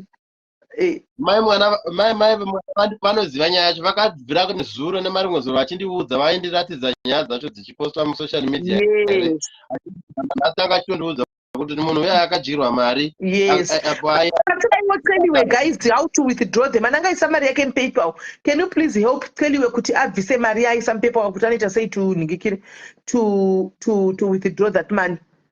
Can you please help kuti atibvise ningikiri abvise mari yake agozoisa we need to be very careful on who we giving money to kana powers to, because mari yabuda zvinambasa kuti munoziva munhu anongokublocka izvatopera. Muchasara topopota totuka panotodini munhu aye arova pasi. Zvino lechi tinongomuvinga paGerman paseri pangwara tinongoendapo toti tauya tipewo mari yakamaisisa. Mukabuda mukadzoka Christine, mukabuda mukadzoka ansisi edda kufunza. All right, mukabuda mukadzoka munoona ringe rabva risipo, ndaribvisa linga hapasi sina. Rudo ndibvisei rudo idzorei reverse it.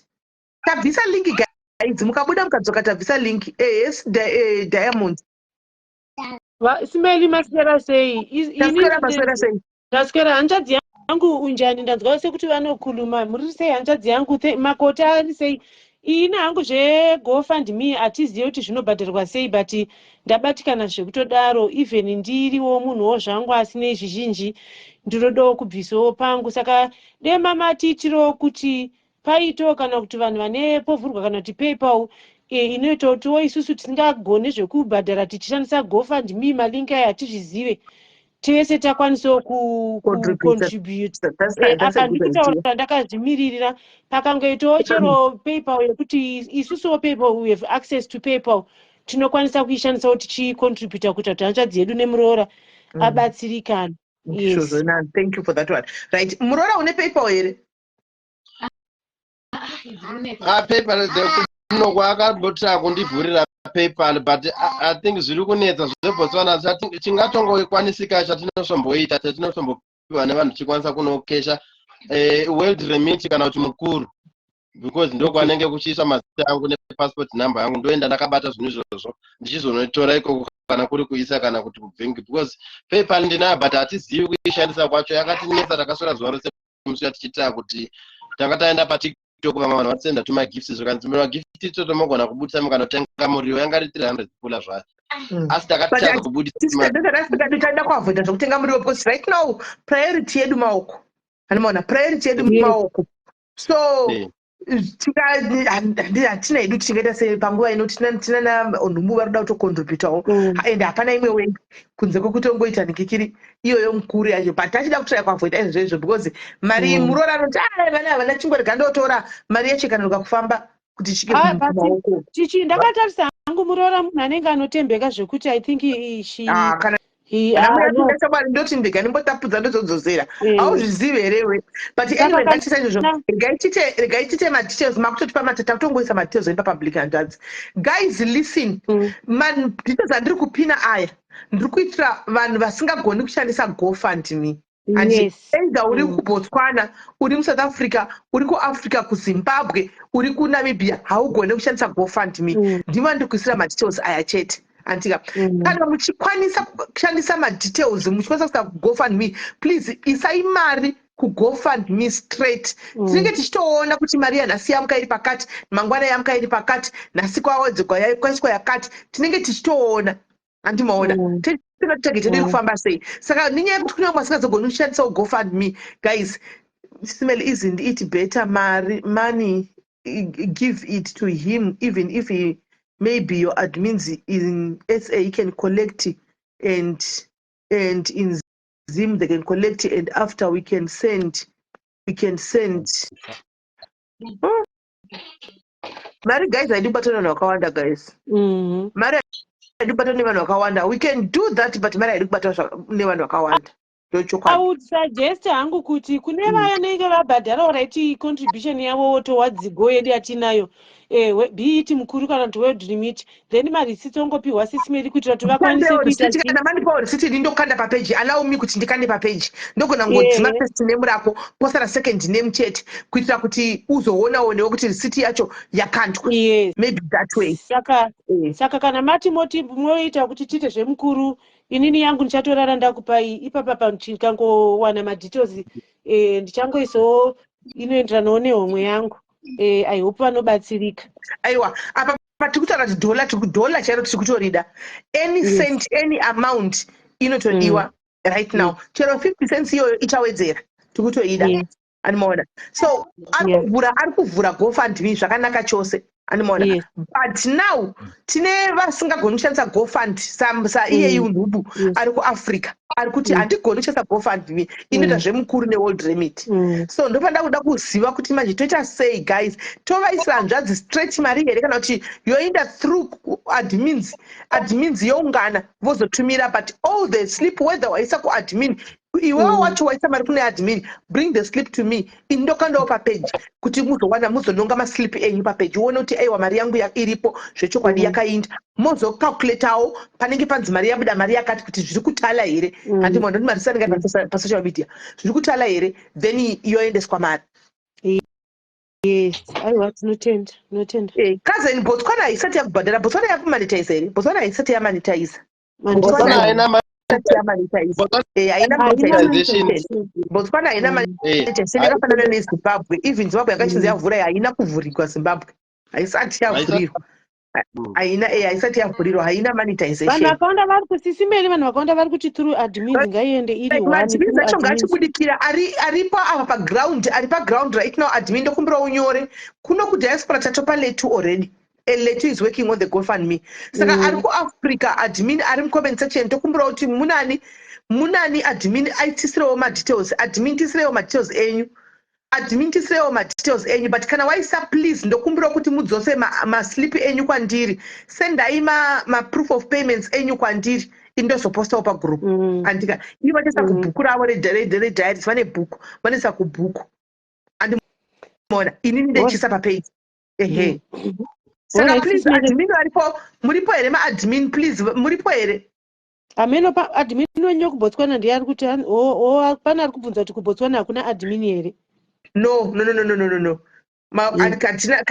tina admin botswana chero dei anga ariko ndisati ndasambosangana naye kumuziva kudai zvaondesa nyaya dzemari dzigaisi akanga atiza tomuwanepi vandoziva ndizvati aiwa towana tomuwana pakati tinosvikako ko zvino chero kanzi watiza kumba kwavo chekuti chikiziva tongonotora mwana wake tongonomutorera mwana toda zvinhu zviri transparent zvakadzionesa guys right yauya admin atumira so apina ndiye shumba rese Yes, I think DM would are free panguva inoi because the rule is nebasa is occupied.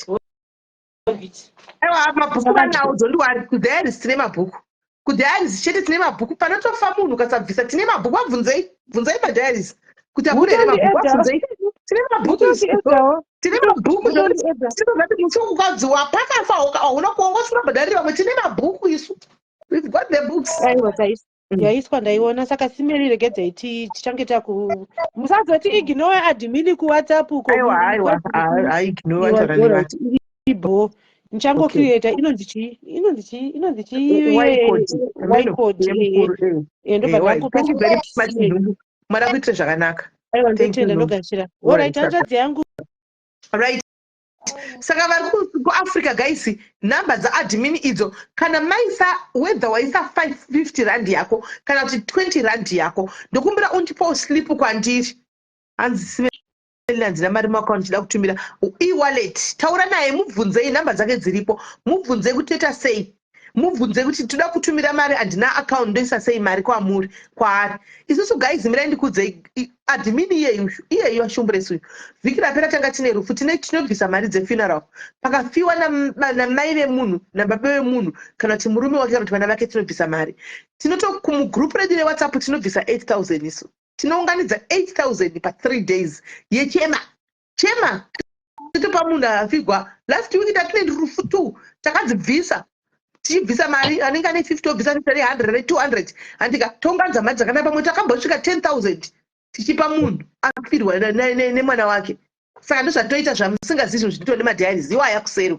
kumagrupu kwavo kuuk zvakare global hasana mbona zvakadaro bedway tine rufu rwachacha nezuro ndakaona the whole day aive maslip after slip after vanhu vachibvisa ndinonzwa kudzamikana kuti chokwadi kubatsira kwakadai soka and can only be god kudiaspora izvozvi vari kubvisa kubva zuro nanhasi ari kukanda mascreenshot vari kubvisa hakuna asina kubvisa mari yerufu rwachacha chema saka that's what we do zvatinoita izvozvo saka kana uri mudhayaris chaichi yakakwana uri kunze kwenyika inda kuglobal vari kuamerica vari kutumira kunoku vecanada munhu wese nezuro yakaibatai kuti munhu achibvisa mari dzechema nokuti ndozvatinongozoitawo kana kukanzi kwaitika something side kwako ndozvatinongoitawo animaona bhuku redu riya ndopa rinoshanda manje ipapo bhuku tinawo mabhuku amuzivi tinawo ndopa zvinoshanda ipapo anotoda kupinda magrupu unobata unoya kuseri aive ndokupa madhimini waya vanokupinza chatisingari chete ndechekupinza vanhu vanenge vachiuya nemaagenda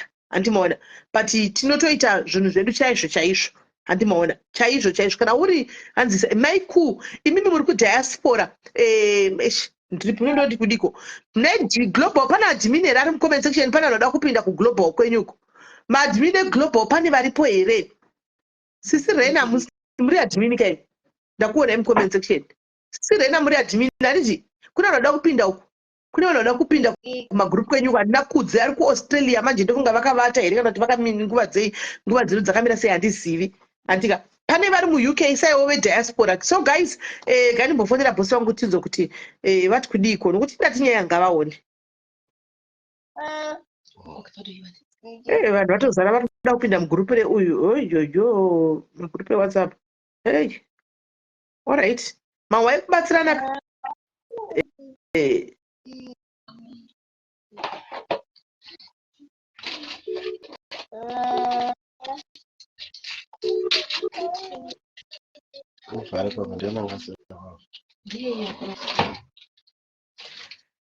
bosi maiona here nyaya yangu maiona ndaiona ka halo ndaiona regai ndiona zvakamira tete only challenge atinayo ka tine umwe mwana wandakanoona nezuro kupretoria ndeti akazvarwa ane 18 years mukomana but akazvarwa asina maprivate pass so parikudiwa 160 yekuti anoparetwa mwana akapodza atozviuraya 3 weeks ago semurume, how do I survive in this situation? So I'm useless. Sure. We promised the family we are going to assist them. Okay. No. But manje vakatiwo necondition yainayo handiti kuti amai vacho vabude palive vachitaura mwana ari kuti saka vanhu vanobvaziva kuti achitaura ari kuti vanhu vanoenda kufamba kuchikoro vanhu vanenge vangotaura nezvavo. Ndakamuona mwana wacho ari kungochema. So pana doctor wakuna Cape Town akati kuti aoperate panda pariwa 160,000 rands. Okay. So kuti maybe togona donate or something. Yes.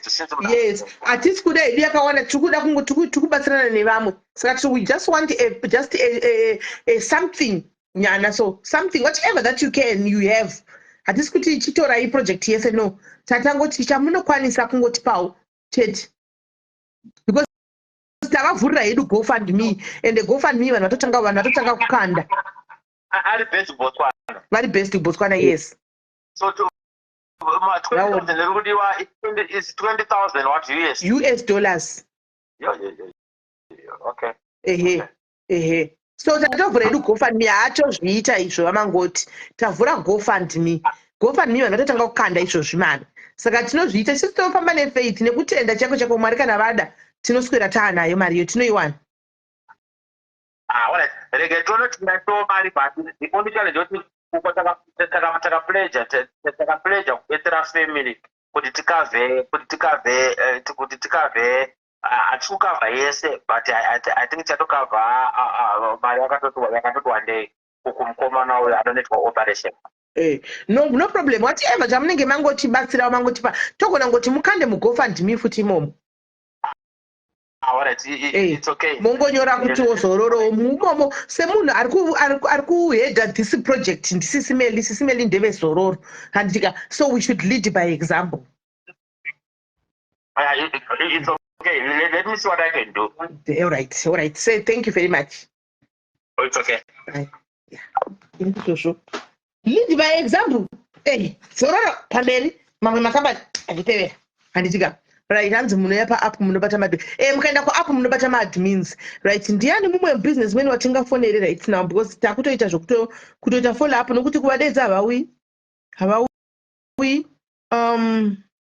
Ndiani mumwe watingafonere? Kanipofonera munhu uyu. Nhasi ndotuka zvanga zvireka. Fanira ise wikine. Ndo ndaruza mafonera ndotuka ndikazvireka. Ndifonera munhu. Nhasi ndo hunge watadaira. Right.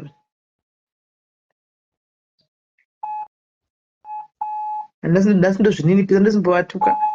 Nhasi vangodaira ndiro zvininipisa chaiko.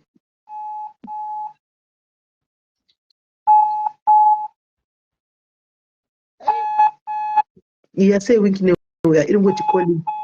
Haisi kuringa iri ngoti calling. Mune ndipewo namba dzamudiwa guys. Thank you. Nubu aisa 500 rands yake. Nubu aisa 500 rands yake. Havasi kudaira haisi kutopinda actually. Sei wiki neuya haisi kutopinda iri ngoti calling. Kuda vari kunze kwenyika nati vari mumvura. Vari mumhepo vanofamba kavaya. Vanofamba muhanzvadzi yangu iyi inofamba zvisingaiti. Inofamba. Right guys, ndipewo namba dzevamwe. Kwai vamunetsi nhasi totofona nhasi zvokuti kwai kudii musandidzimire foni guys ndiri kupema guys nhasi ndiri kupema vari online vari pavamunetsa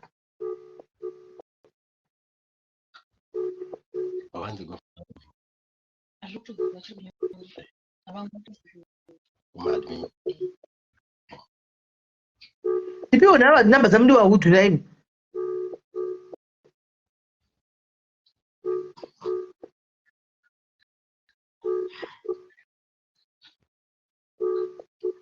mukoma achadairi foni mukoma daira foni yangu mukoma inga muri online aiwa daira foni yangu chii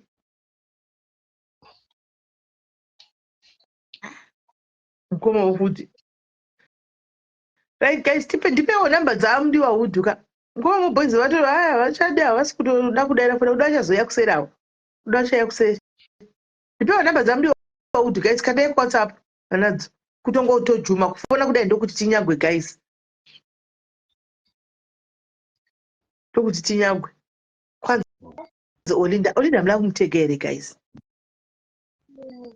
tava tichimbonesana mazuva apfuura akaya nenyadzi haiti kungomutanga nekuti bvumai mwanaka ndinototukwa naOlinda ini hai Olinda mutegei ndingatukwe naOlinda kwaiva mutarisi kwanzi Zodwa namba dzazodwa tinazo here guys kana munadzo ndipei guys panguva ino ndiri kuzvininipisa ndiri kuvona ndipei kana ndinadzo munadzo guys ndipei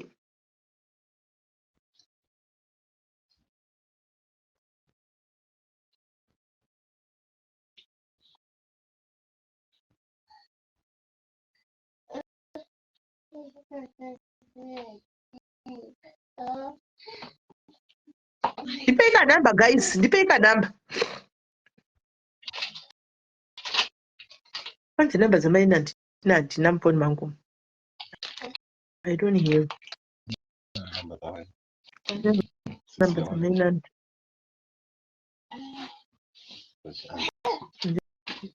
namba dzamaina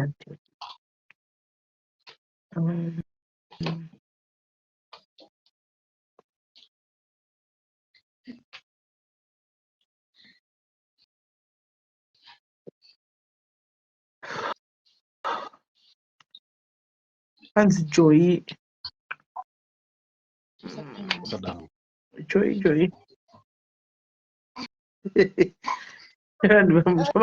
zvamangotega wosoka kwanzi Scott sakukanya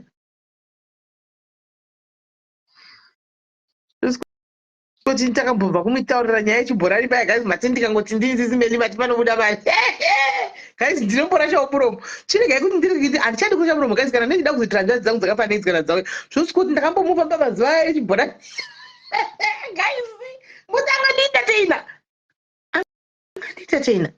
asi vana Prophet Josrika timbovafonerawo panguva dzakadaiwo tinodawo rubatsiro kwavo ndochokwadi tinodawo rubatsiro ingati nisiwo tinosapota wowandi kati kumbovafonera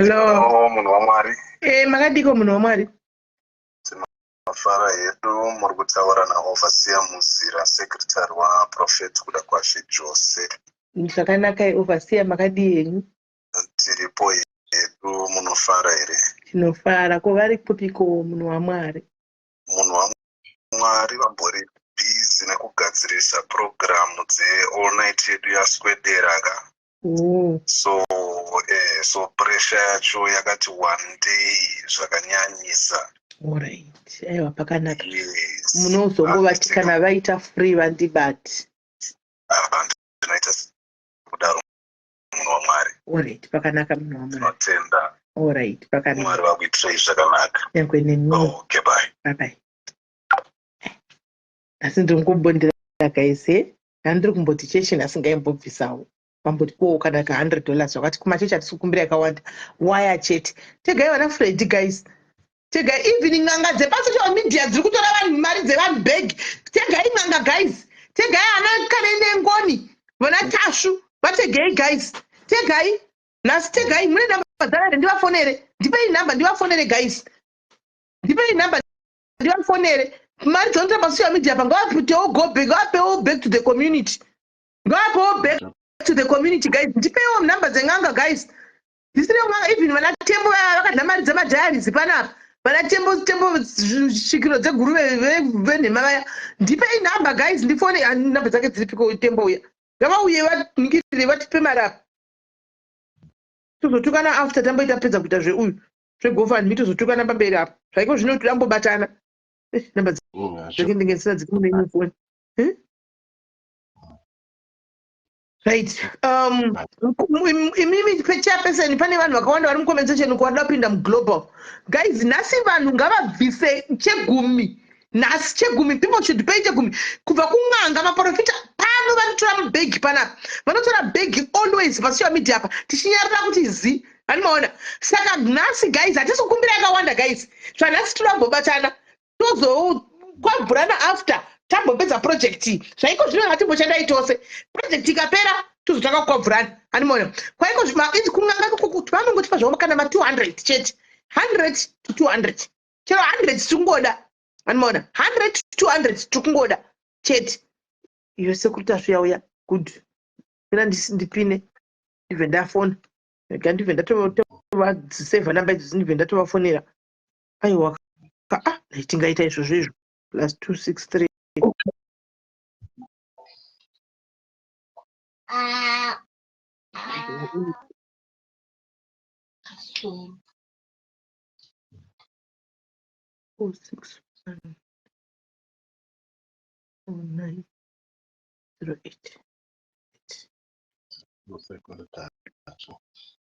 nhasi hakuna tashu ndizvo target one. Kandai manamba guys ku inbox kwangu. Kandai manamba ku inbox kwangu please. Kandai manamba.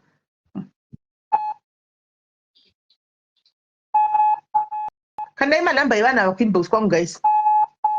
Fonera sekutash. Dipe namba za mbiwa guys. Sekutash.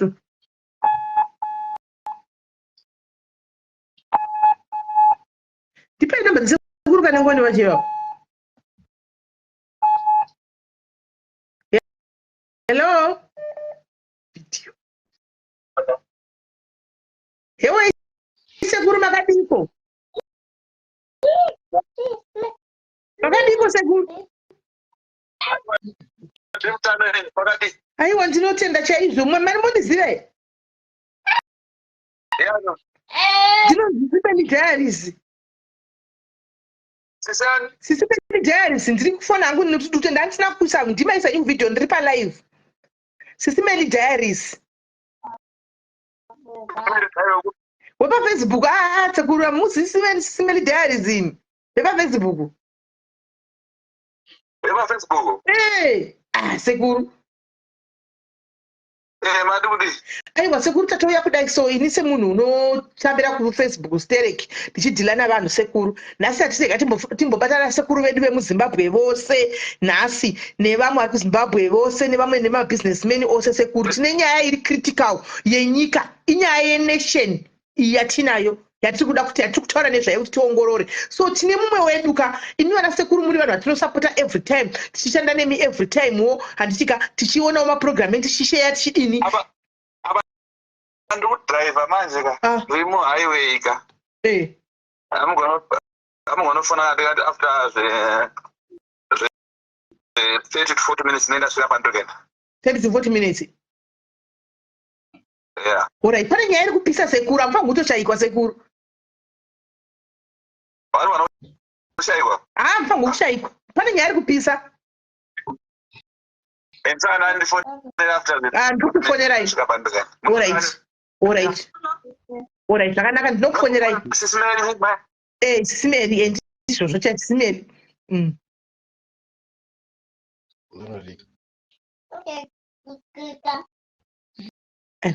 Vari kudhiraivha sekuru kwai dziri papa vhidhiyo vaita vhidhiyo. Saka hapana chakaipa guys, tongombomirawo 40 minutes tiri pano. Todawo 200 kana 100. Todawo 200 kuYouTube ko madhairies mune bakazareko kuYouTube ko. Saka tinoda kuti sekuru vatibatsirewo tidzosere back kucommunity tibatsire hanzvadza. Nhasi ndiri mupemhi wenyika guys, mondiregererawo. Ndiri mupemhi wenyika zvanhasi ndiri kupemha. Ndauya nditori mupemhi chai. Right, isai number guys, kandai manamba. Kandai manamba.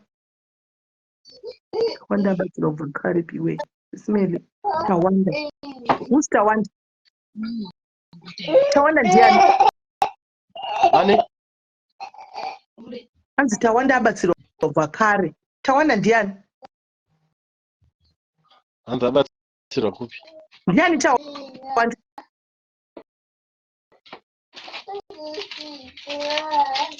Tawanda ndiani? Ndabatsira zvakakara. Ndabatsira kunani. Hanzi Tawanda. Handisi Tawanda ndiye muri Tawanda remi. First name ndi Gift, second name ndi Tawanda, surname Marufu. Kwanza zabatsira vojara.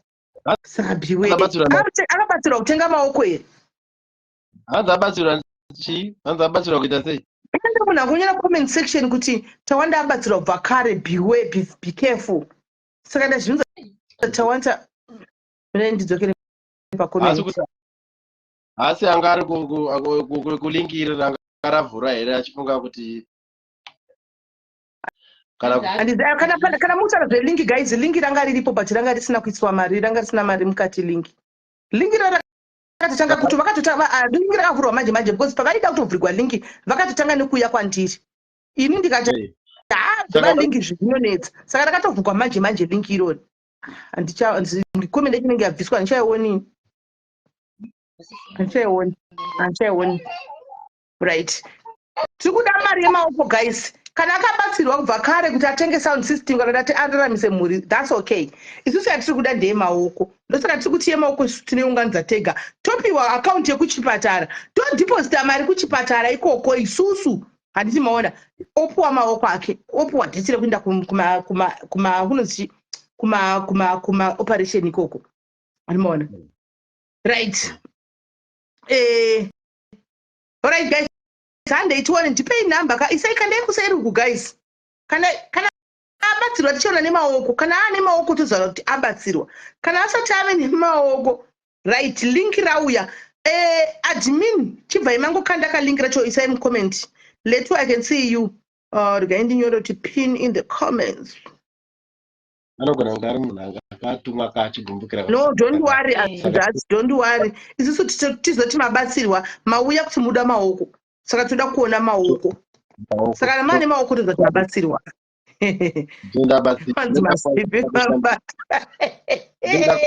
Imi guys musazodaro ivi. Kubatsirwa wakawanda munogona puwa isadza. But maoko ndo ari kudiwa. Pane yaiswa yayi. Alright, regai tione pane yakanzwa kanaka. Pane yakanzwa. Regai tifone number idzi. But kwamuri kuti ndifone guys mazano kwakatoomawo kwamuri kuti ndifone uku. Kwakatongoomawo zvako mazuvano. But regai tingofona.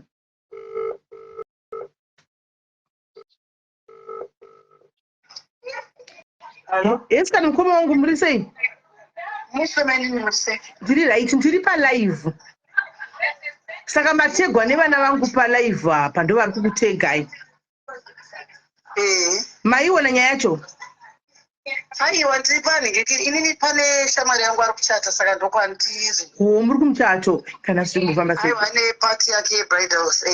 Vakoma tikukumbirawo isusu nemadiaries tikukumbirawo 100 pounds.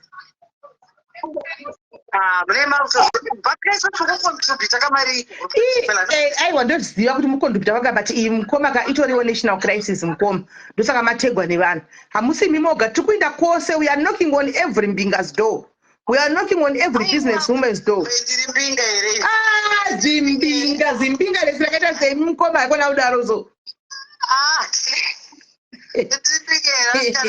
Mategwa kane vanhu kutadza kuti muri mbinga ka. Mune makutozonditsvaga because kugroup kwenu tiri kune mari imwe irudiwa yakati uya ndinofanira kutobvisa futi. Regai ndiko munogona kuzotondibata henyu kana mangwana simeni. Zvakanaka, tine hanzvadzi yatinayo, hanzvadzi yangu vakoma vemazoe akadamburwa maoko, asina maoko, akasvitwa maoko, haana maoko ari 2. Saka pakaoma, saka tiri kuzama kutsvaga mari kuti atenge maoko. Alright, regai ndizogozotaura nemimi ndono ndikakwanisawo mari inokupai. Alright, no problem. Thank you very much, ma'am. Alright, maini. Tinokupai link reGoFundMe, munongoisa kulink ikoko. Alright. Alright, thank you very much. Alright, my name. Thank you. Right. Saka at least kuri kubva something kuna mazvanzi changona ndoisawo mari. Saka iro rapinwa ndo link reGoFundMe guys. Chitangai kukanda timboona kuti ndisadadona izvozvi panenge pane mari guys. Chimbotangai kukanda izvozvi musati mananzi Sabina. Wedu musadaro Sabina. Musadaro Sabina imi. Sabina asi anotokanda 10 pounds yake Sabina. Tendai aisa ngikiri aisa mari yake aisa mari. Oh, thank you. Tendai aisa 23 pounds yake kuti ku GoFundMe ish. Ari mu comment section tenda isa 23 pounds yake aisa 23 pounds yake mu comment munikiri aisa 23 pounds yake mu PayPal. Thank you very much Tendai. Thank you my sister, God bless you. Right, God bless you. Get mbobata Sabina wacha kuta ukwationi tingawana muka 30 na 20 andina number za all Linda guys.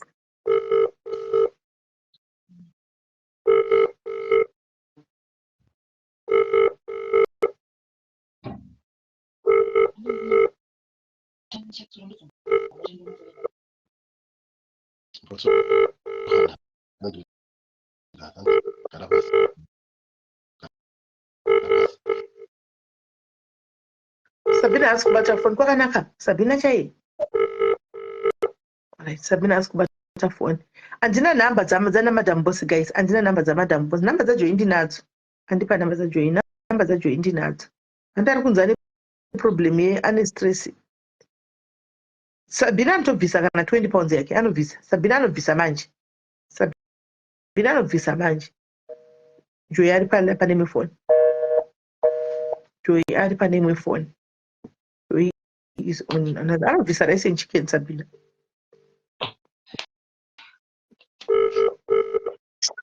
Hello. Hi Joy, you right here? Hi, Mushendiri pa live. Okay. Right. Joita we pauri on behalf of Diaries. Okay. True kumbiro 50 pounds. It's okay. True kumbiro 50 pounds. Ndinokupa link rachona. Wondi kana kagona kundisirawo imomo mu GoFund ndinenge wandibatsira zvisingaiti. GoFund ndemwe anjadzi yedu yatinayo sokadongorera pa live unovaona vakashutwa maoko ese havana maoko. Saka toda kuzama kunganza matora kwanisa kutenga maoko vane mhuri tokwanisa kuzvibatsira because pakatoipa. Okay, I'll transfer the money. Oh, thank you Joy. Thank you very much guys. My love never likes kuna Joy. Ndimani pa matifonera Joy guys. Joy atari kuisa 50 pounds yake. Thank you. Ndakutokupa link izvozvo. Yes, I'm on live. I told you I'm on live.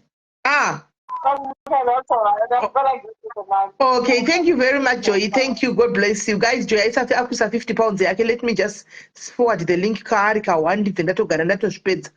Eka, ndokuti Joy, ndokuti Mbinga, ndokuti Joy. Ikoda straight kokuti 50, then I got 100. Kwenda zomanyo kuti 50 seko. Kuma mtani tsiuri isine ntaura izvewaya. Mbinga kainda kanga ndiniwo futi. Takateka ntangire small. Ayo Joy done. Joy done. The guy tutumira kuna Sabina. Sabina anoisa ndoziva. Chiro akasa 10 pounds asi Sabina anoisa. Hariki. Again, and people Sabina wacho. Vamunetsi ndavatumirawo chero vasingadi asi ndakutumirai vamunetsi link muri kutoriona chete kuseri. Right.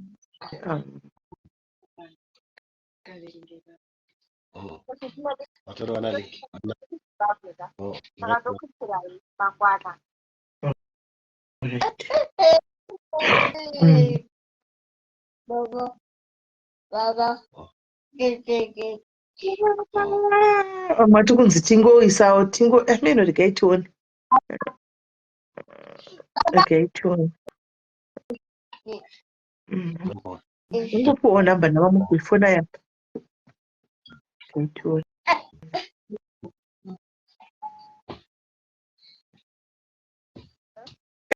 Hey, hello, dear. Did you say? Kuri say? Okay. Mose. Ndisisile chama ndipa live ya. Okay, right here. Ndiri right. My marketing. Ndunda uya ukwauri on behalf of Diaries, right? Nasi tikutaka natira namwe tina takabatsana wangu. Uri mfana wangu iwewe. Tiri kumbiroka 50 pounds shaka na $50 on behalf of Diaries. Saka ndinogona kuzokupa link nepandiri kungodawo contribution yako kuti ukandewo zoona kuti ndei. Andofana musangandoidza kuti ndei kamusanda ndoona bvisanda rinenge chinopara mhosva. Aviwa, mandosanda ndokupa link rinokuudza zvese. unokanpa link ndinozoaccept ndaona link yacho kuti ndeiko chero kadongorera palive right now namba ndinotopiwa nevanhu nditonzi fonerai mamaketeni namba idzo fonera tambofonera vamwewo vana joyi vaisawo dzavo vadaro andimoona saka ndangokumbira chikosina ndiuye ndichikumbira mari yezvinhu zvakadaro daro you know me when I knock people's doors kwaranda kukufonera ndikutaura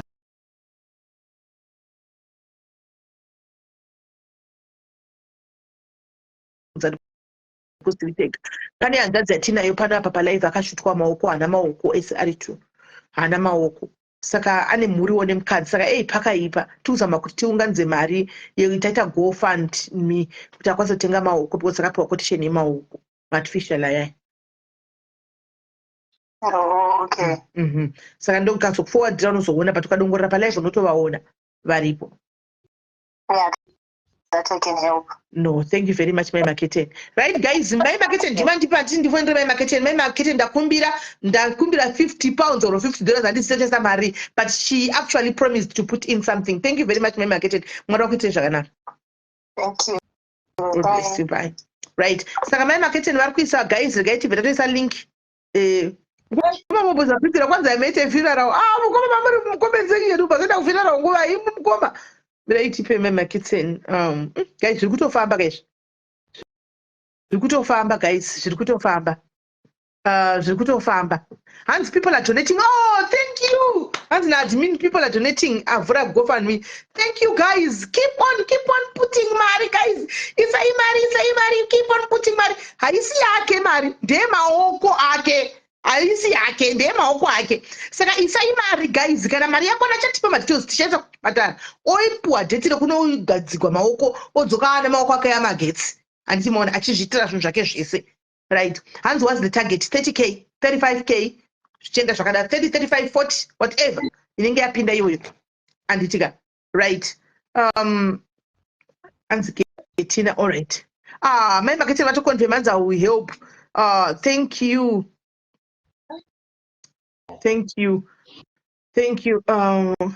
guys kwamauda kuenda guys ngatite serious guys let's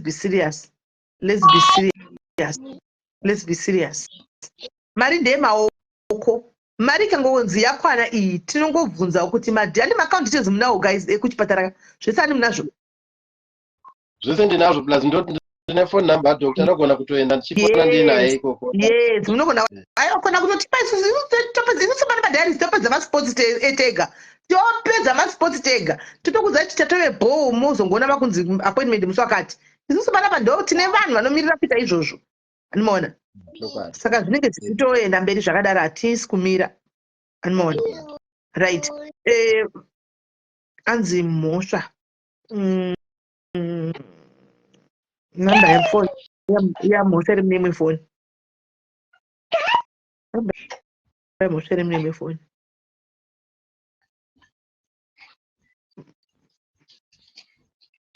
anzi nasara jeki shingi ziwandi ndimune namba dzashingi wacho hadzina namba dzake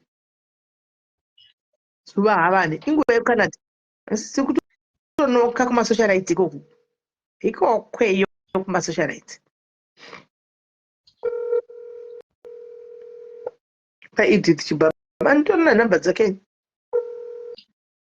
angasandituke edith indakambomikira mafira gore riyariya ndeiburisa nyaya dzake guys handichakutukika guys ngandibvisei mari ingwe kucanada guys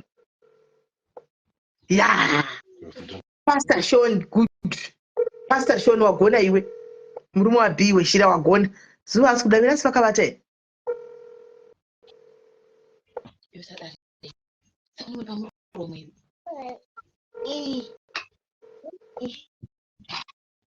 zuva asi kudaira guys nofora vakarara or something right gofundme thank you tendai apama futi tendai awedzera akanda futi imwe £10 pamusoro pe £23 thank you tendai mirai tifonere pastor shon namba dziri kune imwe foni uku manje mana foni inyuwani saka manamba mamwe asati abva kufoni kwachiya kunoku manje so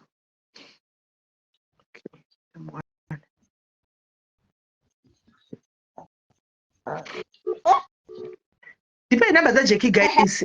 Handina ningikiri guys. Mafoni dziri kune mamwe mafoni. Ndipe namba dzaJackie ndimufonere.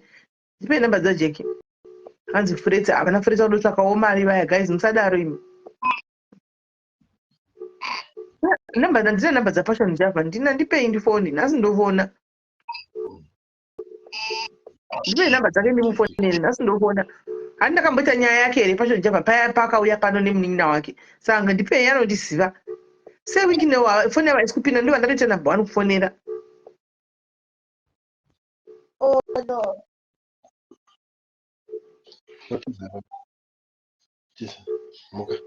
Pastor vasi kudaira foni.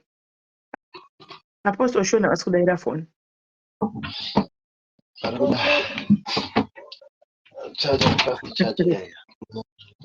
Apostle Shona vasi kudaira foni. Answer paper 175. Oh, thank you guys. Thank you very much. Thank you very much. Thank you very much. Thank you guys. Keep on paper 175 pounds. Thank you guys. Thank you guys. Ite kuti mari rambe chipinda guys. Tatindipei masanzi JP Japreza here. JP as in Japreza. Guys, they mamchimboza kuti ma celebrities avampozvidi zvinezvo zvokunzi kwai vanotegwa panyaya dzemari dzika ngade muchibatsirika guys. Zvokutegwa panyaya dzekunzi uyai mubvise mari idzi havazvidi. Anomaona havadi hanzi musasvorefret. Handisi kumushora but ndikutotaura kuti vanhu vatori kuZimbabwe vanotodawo kupiwa mari. Pane mambo kuti tinge chisa vanhu paminyedzo guys. It's not right. And it's not right. Zvakangofanana kuti kufonera Ana kuti Ana Chipepi Honde kana vana Shugeta vaya kuti tipei mari vari kuZimbabwe. Handimuona vari kuZimbabwe vanhu vanototsvagawo mari guys.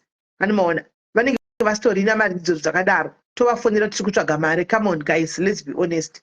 Let's be honest. Katige kudaro.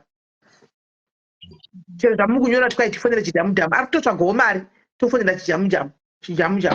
Iye achitotsvagawo mari. Musadaro guys. Solomon wacho mutaura futi vatori kuZimbabwe totsvagawo mari. Muti tivafonere. Hazvibudi guys. Tatiwana nemabusiness guys. Love neSummers. Handina namba dzake.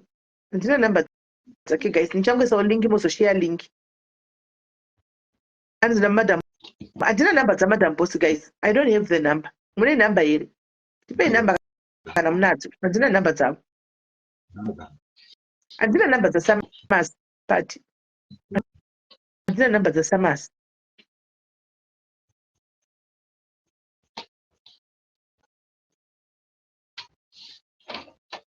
Kasi guys kana mchiti kwai ndifonere Ketina isi miedzo here vasikana. Ndingatofonera Bruno kuti ndifonere Ketina ike tatotsvakawo mari yeJemasoni guys. Imoti ndifonere Ketina hausi miedzo here vasikana. Musadaro vedu. Musadaro. Ningadoyo miedzo makutongoitawo guys. Katofonera Bruno. Una Bruno dzekuda kumbigwa idzi vanoda here. Kuti vanoda kubvisa pavo pavanenge vachida. Ndakambomubata bata kuti zvepaya mazuva apfuura Bruno apa. Ndikai ndingofona. Namba dzake dzimune mifoni. Namba dzake dzimune mifoni. Namba dzake dzimune mifoni. Mai mazuva vati vachabvisa. Namba dzake dzimune mifoni dzaBruno handina namba. Ndinoda mari yeJemasoni muti kwai ndifonere Keti. Ngai ndimufonere. Muzviwiri. Danogona kunyatsaka akabvisa 100.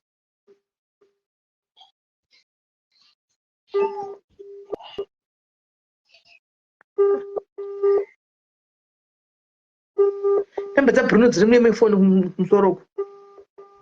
Namba uyo ndati ndipei namba dzake uyo anzani uyo mudiwa Wood. Ndichina namba dzake.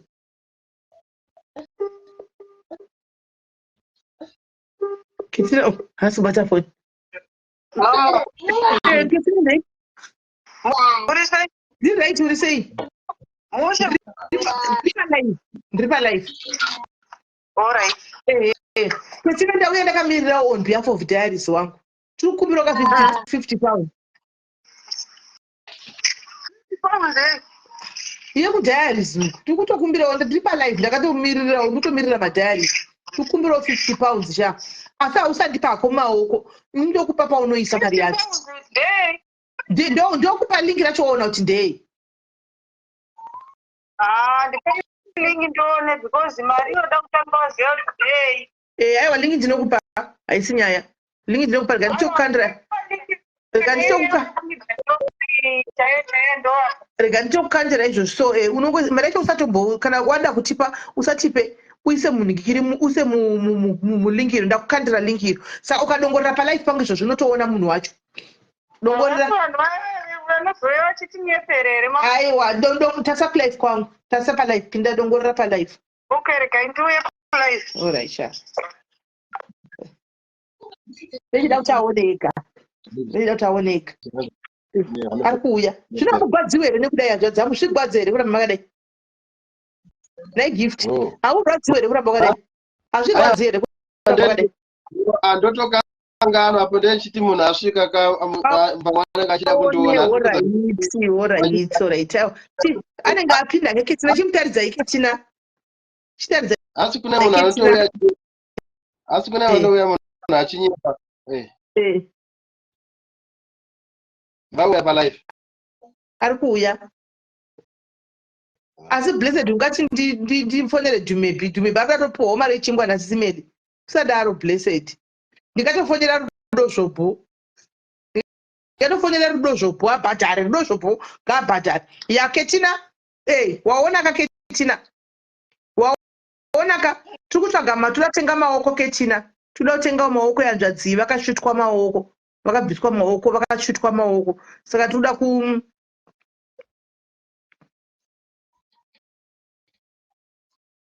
Okay, sister, you coming. Wow. Okay. Wow. Open. Wow. Oh yeah. In the comment section. The more comment section. Right. Thank you for the Thank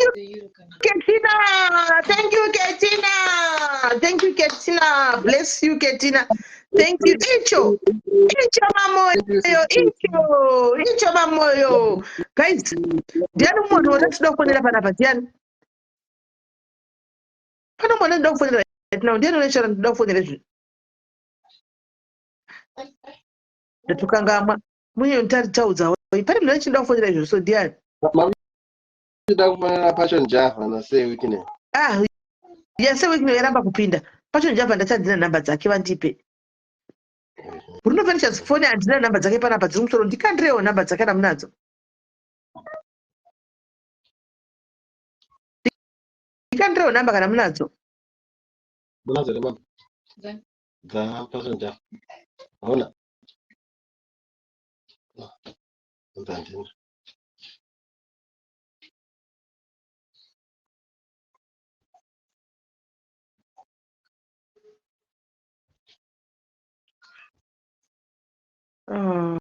Ndiani kupani mwana chifunga ndofonyera.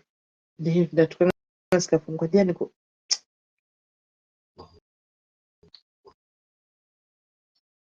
Unoda kufonyera guys ndatukanga. Andina namba dzaningikiri dza Bruno. Okay, dzawi. Zakandwa. Kuda kuzama kuzinyora ndisabhise lingiro.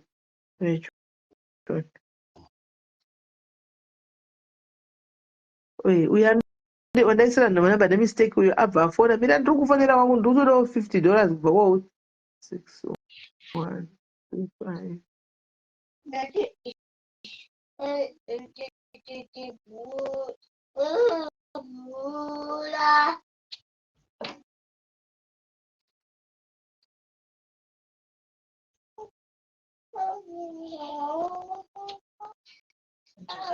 We are going to be going to Kuya guys. Mbonira zvakonto I'm coming there.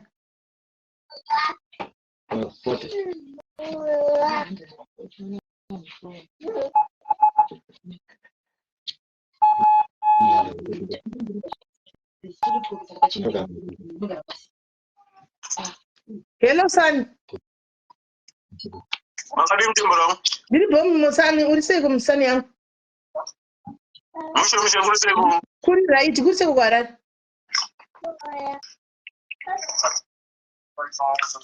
Who say what? I didn't muri.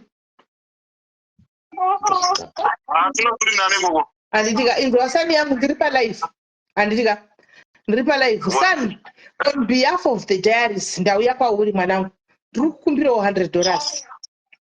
Ndokumbira ndiri palive ndakuza. Ndiri kukumbirawo $100 mwanangu. Andimbouye mai vako ndichikumbira mari sina basa. You know me now. Kana ndatouya kudai zvinoti mari ikai itori nebasa hombe rainobva kuti riite. $100 chete.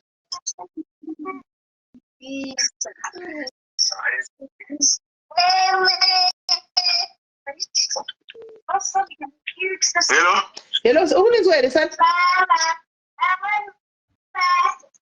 Ndiri kunzwa $100 yei.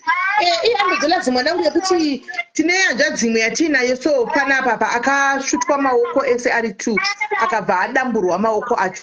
Saka achina maoko apa munhu ane mukadzi nemhuri. Saka zvinhu zvacho zvakatooma kuti akwanise kushanda achiprovidawo mhuri. Saka now we opted kuti tichitsvage takawana quotation yemaoko maartificial kuti akwanise kuwana maartificial hands akwanise kudi kuti araramirewo mhuri yake araramise mhuri yake semunhu wechirume. So we have opened the GoFund for him kuti vanhu vaise mari. Saka tangoti zvanhasi rega timboonoka pane mbinga dzose vana vese vane mabhizimusi timboonoka tichikumbira chaiko chaiko tichipiwawo kuti asi so far tiri kubudirira tiri kupiwa. Sandati sani wangu asati ndamufonera Bruno rega ndinde kuna Bruno.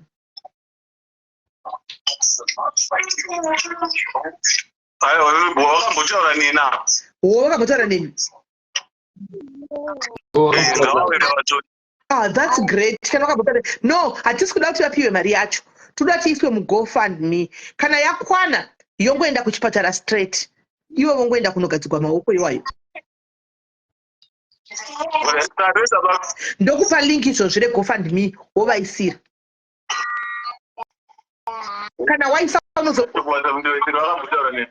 very good. Saka ndinozongokupa kana wavaisira iwe unondipa ningikiri. Just send me proof of whatever because tikukoleta tionewo vanhu vari kubatsirawo kuitira ramangwana. Andiona tigozivawo kuti vanobatsirawo community ndevapi. Tigare tichiziva. Alright Bruno iripo ndakukandira. Sharp thanks. Right, saka kuna Bruno kuri kubuda 100 uku. 100 kuna Bruno. Hanzi makanga mamboenda ako. Right. Ndizvinoita munhu anotsvaga unoenda kwese kwese. Munhu ari kutsvaga. Mai mwana cheka vanhu chitaura nevanhu atinganga achiendera vanhu kuma inbox kana Facebook. Hanzi ndakataura navo. That's okay. But vanenge vasingazopindi. Uri sei? Muri sei vakoma kanjani? Musheshe mwari ka? Indatouya uri kuziva wena kuti dzimai mefoni tine makaenda kuvinga sha.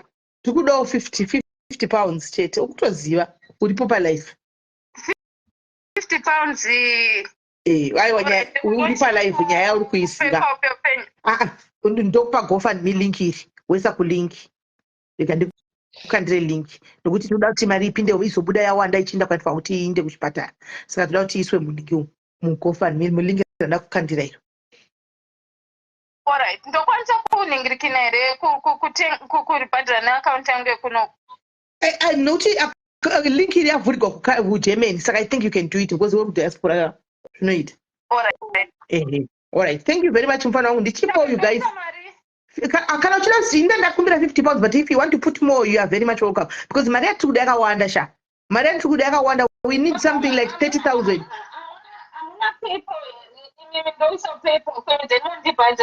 It's easier for me because ndine mari yakawanda kuPayPal izvozvo. Alright, rega ndikupe link rePayPal racho. Ndipe PayPal ndikandira PayPal. Okay. Alright, rega ndikupe link racho rePayPal. Iro ndakupa chisa kuPayPal kwacho. Thank you Chipo. Uyu ndichipo you guys, ndichipo chopera uyu. Thank you very much Chipo waitako. Alright. Right, rega timbofonera security ashuvaya handiti dzaita nguva. Dzaita kanguva ndatongogara pano ndichigarira ivo Mwana. Masvika kumba.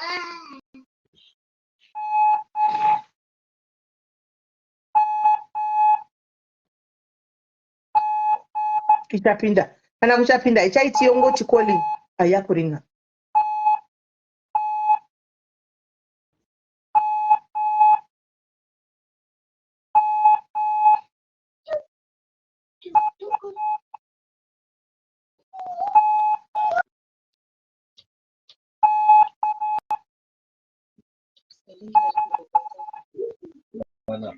Okay, just a problem. So here I think that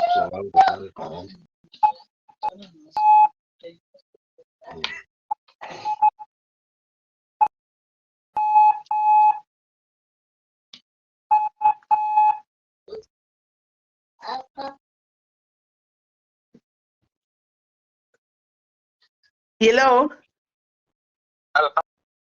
Yeah, that's the one 45 minutes dear. All right. Apa kau phone number buka? Ndikufana ndiri ku UK. UK. All right. Right. Sekuru tauyawo nhasi apa tiri kunoka madhoo ese evanhu vatinoshandidzana navo atinoona pamasocial media platform, be it social media, Facebook, be it Instagram, be it YouTube oro kupi. Sekuru toda kumboita give back to the community.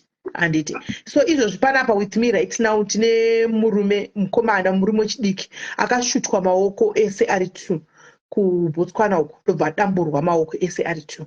Saka imi munongoziva kuti imi muri munhu wechirume kudai unenge une mukadzi nevana vatarisira kwauri hauchina maoko pakaipa zvinhu zvacho zvinomira mushe. So tadisaida kuti how about tikatsvaga ma-artificial hands handimaona. Saka takawana quotation nema-artificial hands. So we are knocking on everybody's door tichikumbirawo madonation. So far it's going so well. Kwese kwatanoka iwa zviri kunyatsoita handimaona. So tatirega timbobatawo kana sekuru vedu ava vambotibatsirawo kane zvavanenge vanazvo tiwedzere kulinki uku GoFund. Tine GoFund link ratinaro. Okay. Ehe. Saka tiri kutaridza kuti yamunenge muchikwanisa handizivi mukangotangirawo pa50 kana 100 kana 200 hazvongove kwamuri. Ndotanga ndagara pasi namane raundi 10 mundifonera mundipa link. Alright, saka ndikupai link kuti mutaridze manager aone. Aiwa zvakanaka tekuruta maita basa mufunge vadzimu vakukomborere. Alright. Vaini kuzoti vadzimu vakukomborere. Rega ndigare ndatovapa link.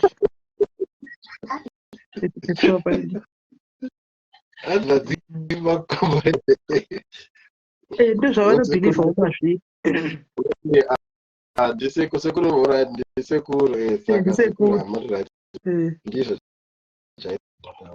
Right, link ndaisa. Prophet wakufona back. Let's call back.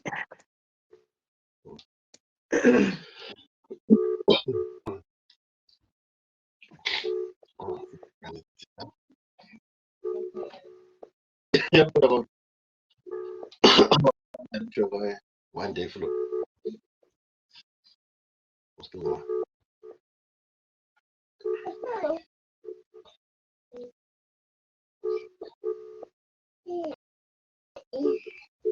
Prophet wavanofonera izvozvi wani abva kubhaza izvozvi.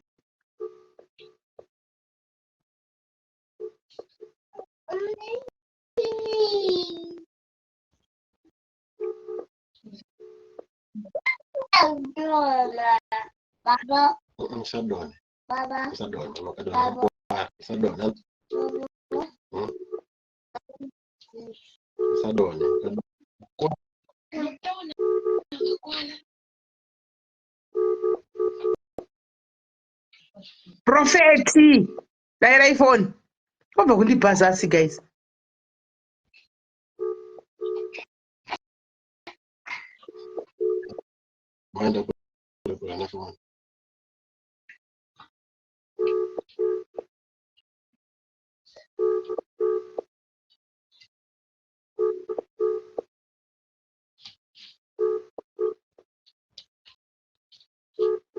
Prophet vachifona savho vanofonera.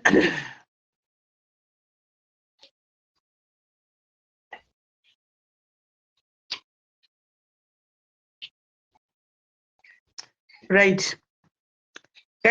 Guys, mumwe ndiani? Ndiprofeti Shoni Gweta, murume wabhi wezhira. Murume wabhi wezhira. Ivo zvinobhotsa kuti vanhu vese vandikufona vasingadai nemafoni ava kana ndabva palive kutanga kundifonera ndabva palive. Patime andiri kubada ndiri palive panapa. Right now vasikubatira. Ndipewo namba dzaJeki guys. Jeki anobvisa manje. Ndipei namba dzaJeki. Ndipewo namba dzaJeki guys. Ndingani mbofonera mwe munhu anoti kwanzi chero zvikafa zvakaita sei handibvisiri mari vanhu. Ndasinoda kumbomufonera munhu iyeye. Korichi anti mambo wabata. Handina namba dzavo. Ndionekere pa Facebook pa.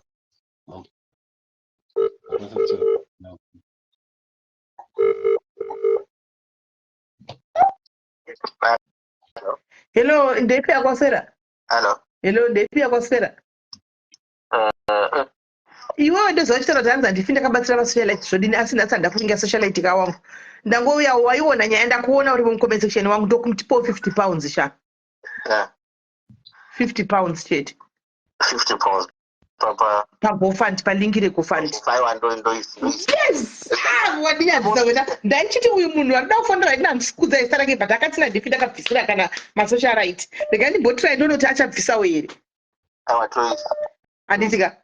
Bless you. Rega ndikukandira link. Thank you very much. Go rafurwa. Enda pakapino chariona. Anditika, very good. Thank you, Uncle. Thank you very much. Bless. Saka tane 50 pounds muri pauko. Aiwa zvikutoita guys. Zvikutoita. Chipo anenge aisa berechoni. Chipo aisa 50 pounds. Chipo aisa 50 pounds iyo guys. 50 pounds ya chipo chopera iyo. 50 pounds ya chipo chopera iyo. Chipo aisa 50 pounds guys. Chipo aisa 50 pounds. Misreo my love nema likes guys. Sreo chipo my love nema likes for a good cause. Thank you so much Chipo. Thank you Chipo. Thank you very much Chipo ndaiona. Thank you. All right, welcome. Thank you very much. Okay, fine. Right. Chipo aisa guys. Chipo aisa.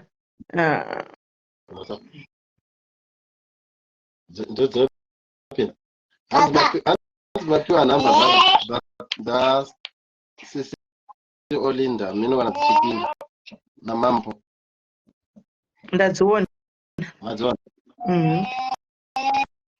mino kana dzichipinda angozitora pasoti mwana wachakora ati guys anafanana na madam boss avanondigwa unoenda through manikikiri unoenda through anzi machima through managers avo unoenda through managers avo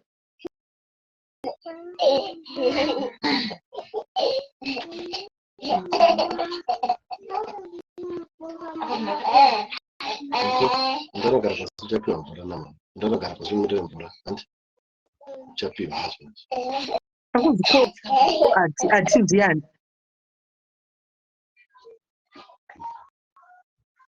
anti anzi ko ati ndiani anti I think the anti Olinda anzi andi kwete anti munhu pana anoningirira anzi anobatsira strike padirect panapa chiri madhimini anoziva anobatsira strike kudarika inini because ndiwo anenge achibata mari dzacho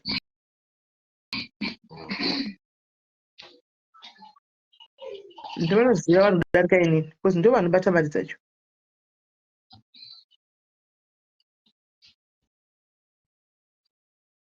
mutarisisa tambe dambu racho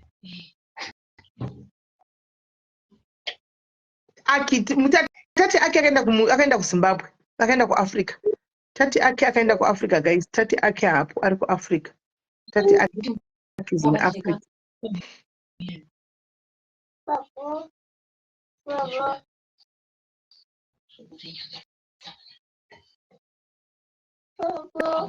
tati ake is in Africa tenda piwa namba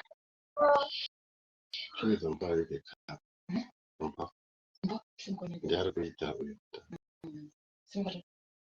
ndamona mutora munhu waMwari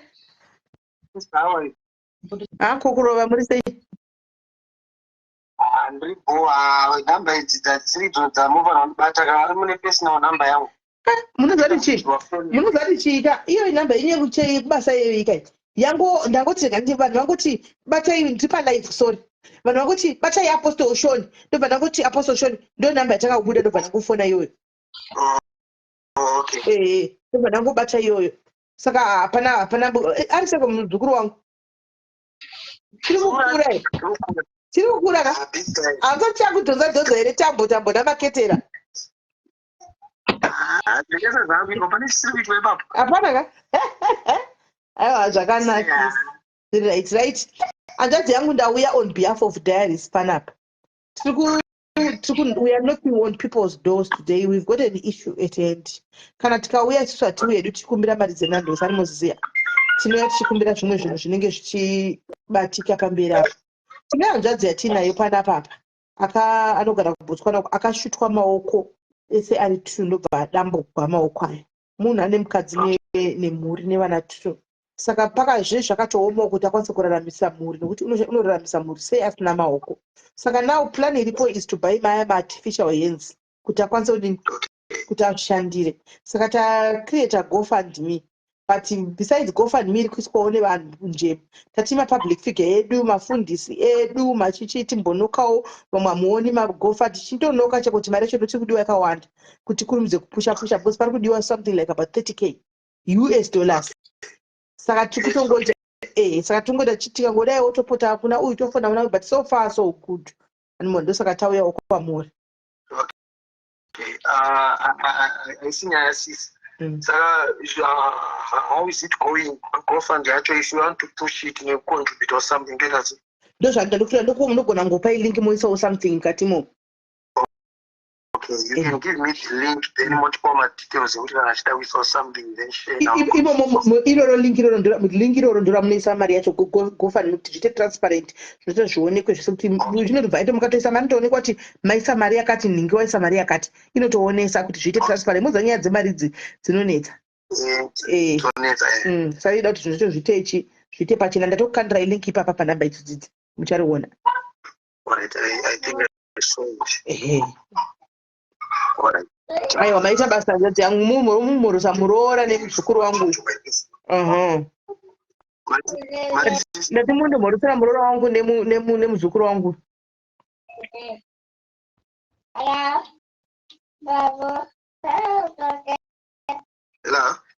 Hello, muri kuninzwa?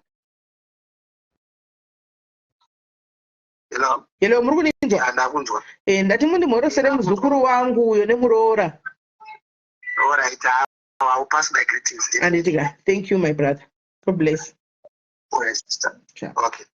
Right. Saka kuchabva atisu tikuri kuya mari asi kuri kuya something. Ipromise kai. Nokuti ndingana kasara ukangoporosa kasara ndoteverera. Saka ipromise. So far so good guys.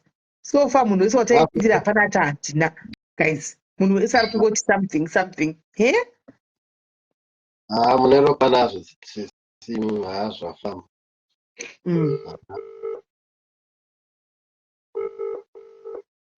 Zviri muromo. Yangu brother. Hello, makasimba here. Ndiri right muri seinda kurova. Ndiri around. Maruva zvokuti hamuchabatiki. Kana mangotiitira business tinenge taturumburukanga rimwe business dauya futi. Handiti. Kana pana vanhu vada kumorwa tokufuti. All right. Zvanzi ndauya handitika vedu tiri kufamba tichinoka madhozi. Nhasi ndiri kuti ndiri kupema.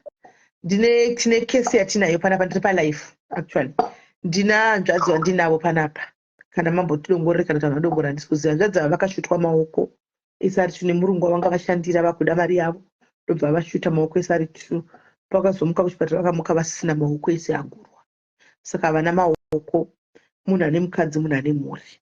Saka zvakatooma tiri kuzama kuti plan iripo kuti vararamise mhuri. Takutsvaga chimanje. Takutsvaga kuti titsvage kutenga maartificial hands aya kuti vakwanise kuita something. So ndo pastage yatiri tiona tichingonoka kuti tichitenderera kudai tamboenda kumacelebhe edu tikungotenderera kwese kwese. Hanimaona so far handidi kunyepa ndiri kutora mwari wese watanokera padhoo ari kuisa something. Wese watanokera ari promisa kuti aiwa ndinoisa umwe achitoisa umwe achipromisa kudaro tabva tangofunga kuti rikati ndimboenda kuna hanzvadzi yangu iyi timboti hanzvadzi kana muine something kuti noti pane chatinoda yakawandisa saka asi tongo tedu pana Mwari hapana chakawanda kuti ikurumidze kusvika. Okay, yeah. Vari kupiko vari kuBotswana but mukadongorera izvozvi palive munovaona. Vari kupi? Vari kuBotswana but mukadongorera palive right now munotovaona. Dongororai palive yedu munovaona. Okay. Ndapindai palive munovaona. I'll follow up with the live and then Sarah, I will tine link ratacreata reGoFundMe kuti zviite transparent mari yacho ioneke saka ndo yandinenge ndakupai link rachona kuti zviite transparent ani munoona kuti zvisazonetsa mangwana tichida kuti tive on the clear saka ndakukandirai link racho.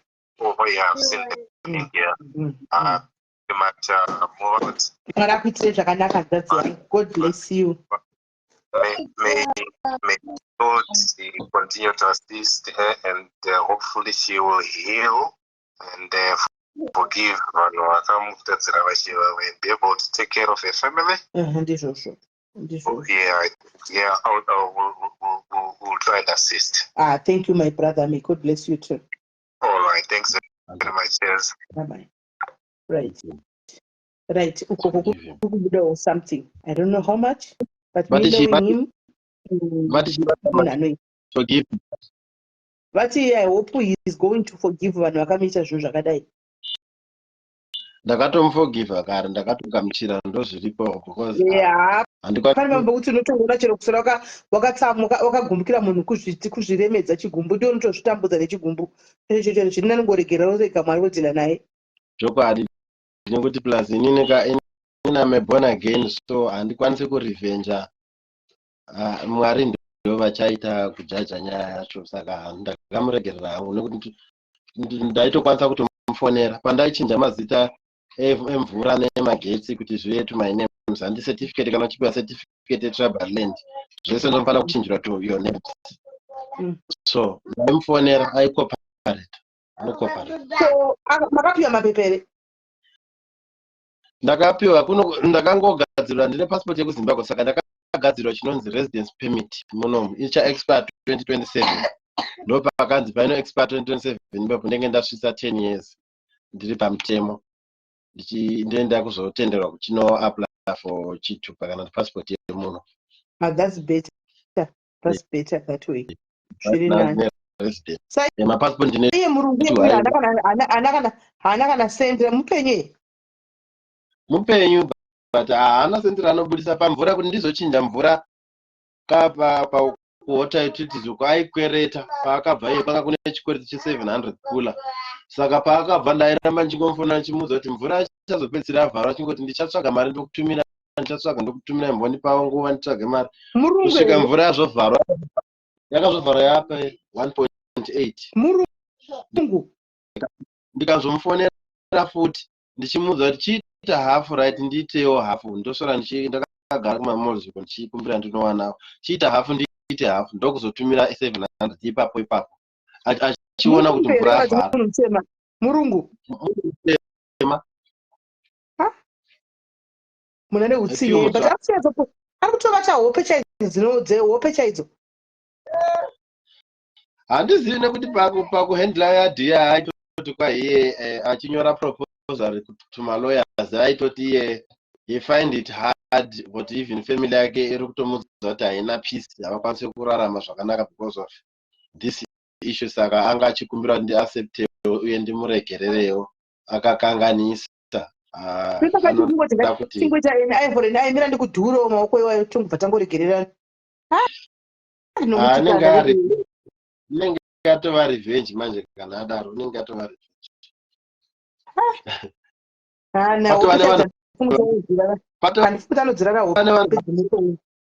patova nevanhu vari kuSouth Africa vamwe vakatomboti ivavo vaibva kusaidi kumaTebeleland ndevaindizira kumaTebeleland kavaona nyaya yacho kuno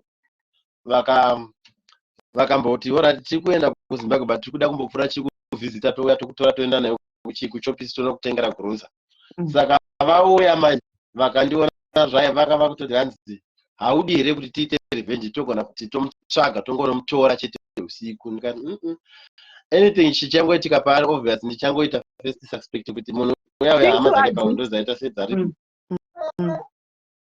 manzwisisa saka ndatovarambira brothers hatiite izvozvo ndoziva kuti muri mabrothers vomarwadzi wavo but hatiite zverevenge because anything chinoitika kwaari first suspect kuchatanga kutariswa inini kotanga kuchekwa mafoni ndawana vandaifonera kotanga kuti chokwadi chobuda ndotanga kuchibuda ndisina kunakawo ndakuita kunge ndagara ndine pamuromo saka siyai munhu akadaro neniwo ndomvuma kuti kwaari anotoziva kuti hambofanira kuita anything futi nekuti anoziva kuti ndiye first suspect apo itori mhosva futi atori nemhosva kare saka ndokuzobvunza aiwa we were just talking but dai vanga vada hataingoita plan kati aiwa musiye vamwe vakatombouyawo munoziva ka vanhu mumazimba vanotaura zvakasiyana siyana vamwe unenge usingazivi kuti zviri kubva pamwoyo kana kuti ndezvokungoda kunzwa kuti uri munhu akaita sei nehanhu akaita sei vamwe vaitoti hanzi unodi kumuendera kun'anga unomuendera kun'anga unobayiwa pamastitch iyo handimuona kuti kune tumastitch tukaza kushonewa hanzi unoenda unongomuendera kun'anga ungonobayiwa mastitch iyo kana wabayiwa mastitch aya zvinotanga kudzokera kwaari anongofa mhuri yose yongovharwa yadhiyo ndika inini handikwanisi zveng'anga because handitorina mari iyo and inini ndine believe iri different than yamuno kufunga. I believe in God. I believe in God. So I don't think I can go kun'anga ndenge ndichito kunyepera hako handingakwanisi and in fact kana aripo angakwanisa kundibatsira kana ndine mari ungatondibatsira kundivhurira business ndingaite exactly. But chimboyanza kunduza ini chimboseka edu makasangana sei namaiguru kuti tisangane manje ndanga ndaneta nenhingiri nekuramba nchirarama nemahelpers ndimanesi vaitondiudza kuti hazvikuitire privacy ka kuti urambe uchingobatsirwa nevanhu vakasiyana siyana dai uine hawati une hama dzakababa wakazofonera here kumababa ndikati zvikanzi saka une vandingina ikoko ndikati baba vakambenge vakazorora mumwe mukadzi aripo step mother kwamureva wako ndiye ari kugara pamusha ane vana akaita vana 2 masisters angu varipo saka which means we are 4 now. Saka ndakazotanga kufonera mama vaya ndikati mama ndachikumbira kuti mundibatsire kamunin'ina wangu wanenge auye kuno okwanisa kuitirawo kugarawo padhuze nenokwanisa kundibatsira munoziva vanhu pane dzimwe nyaya dzekuti munyango munhu achindibatsira achibva achienda chigara kumba kwake achiuya makusena achienda manheru ndinenge chizoda munhu wokusara naye pamba zvinenge zvichikutorema so ndanchida one way hama auye vakabva vatomubhadharira bhazi akauya saka ndiye andaigara naye muno mukanguva yakareba I think takagara close to 2 years 5 years ndinaye akazoenda kuSouth Africa saka ndagara naye manje ndaenda aitaura neni aiita zvese zvake pamba akazoti mumwe musi akanzi mukoma munoziva kuti chii nyaya ripo ndekutoti ndichakwanisa kubikira nekuwacha nokuita zvese kutsvaira mumba pane zvimwe zvinhu zvandingazvikwanisi kubatsira unoramba kana mabva kogeza kushaa munouya makabata tauro nekumberi kudai muchiti ndikupfekese maunderwear zvimwe zvinhu zvinondoda mukadzi wenyu kwete ini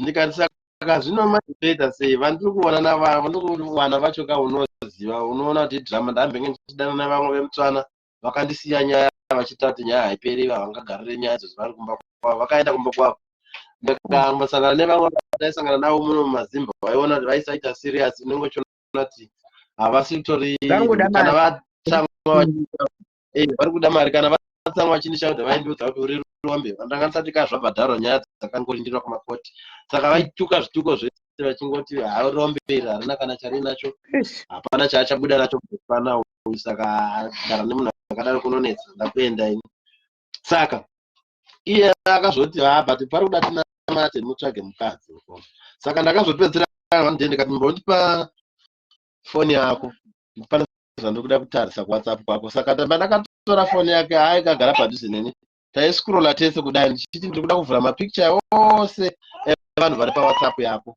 then ndichimavhura ndichimazvuma ndikuda kuvaona vanhu vacho vakaita sei ndokwatiri kutsvaga mukadzi ikoko munin'ina zvikanzi mashiripiti ekupi ayo mafriends angu manje ndikati ngatitsvake ikoko saka akabvuma akandipa foni saka ndaipa manjivhura mapicture avanhu ndichitarisa then pandakasvika papicture rake uyu ndakabva ndangotarisa ndikati munhu uyu haana mwana tiri kuda kutsvaga munhu asina mwana kwete munhu kuti mangwana anozotiudza kuti baba vemwana vafona vari kuda kuona mwana baba vemwana vatisangana kwakati totakunetsa zoita kana kuti munhu ari kuchengera takutonetsana apo mwana anenge achida help haungati naye help kuna vabereki vake vese ndokubvuma zvikanzi uyu haana mwana mfounza selotep satamina selotep zvikanzi uyu haana mwana uyu tikatotora nhamba dzake ndopandakangoti saka ngatichimutanga iwewe chimutanga munin'ina inini chazopedzisa nyaya saka iye akatozotanga zvikanzi arega ndingomutanga haminonguti akamutangawo sei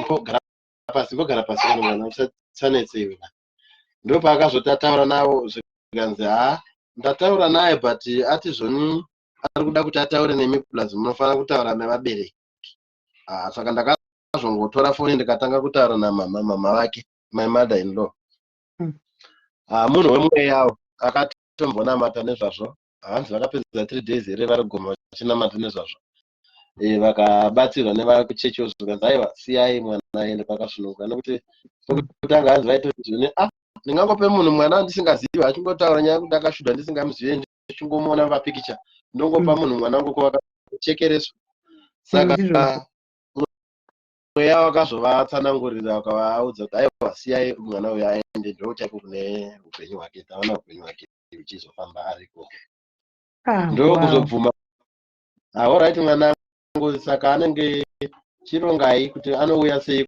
ikoko ndokabva ndatoti aiwa ndoenda kuna city bus vanhu vari bondo vaziva ndotoenda nendokumbira kutenga tikiti ndotora picture tikiti pawhatsapp ndomusendera iye newhatsapp iye uchizomuka chingoenda kumabhasi chete kuharare akabata chiwhatsapp yakachavavhurira tikiti riri pawhatsapp vachabva vamukwidza vauya naye zvoshuwa ndakaita izvozvo vakauya naye that's how she came saka paakauya panguva iyo ndopandakanda ndichiri kutengesa hembe ndichigara kumusika kubhasi rengu pahabron center saka aiuya paakauya akasvikira pamba ndaimuka ndichienda naye ndichinogara tese pamusika ndichitengesa kwemadays ndakambopedza nguva yese saka apa makamba kutanga kuzi mama kutanga kutozivana manje kuti muzivane manje tanga kutanga kutozivana manje ndoswera nadzo ndichivhunza mibvunzo ndichitaura naye achipindura achionawo matengesero andiri kuita ndakaisa hembe kuno kumajini evanhu ndaitengesa hembe dzevarume chete majini matisheti ebhora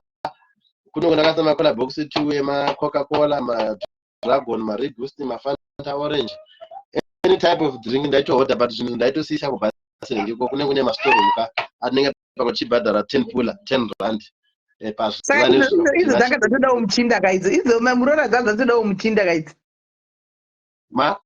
dzadzatodawo kamuchinda murora idzi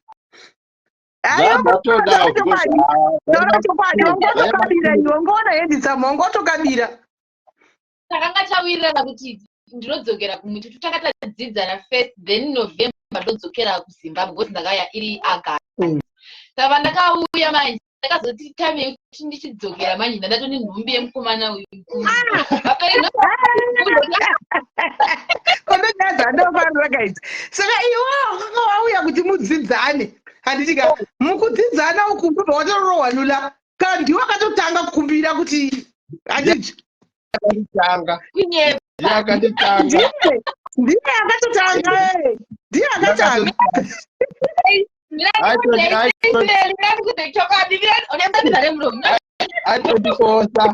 aitondifosa akandifosa svika mwana vapo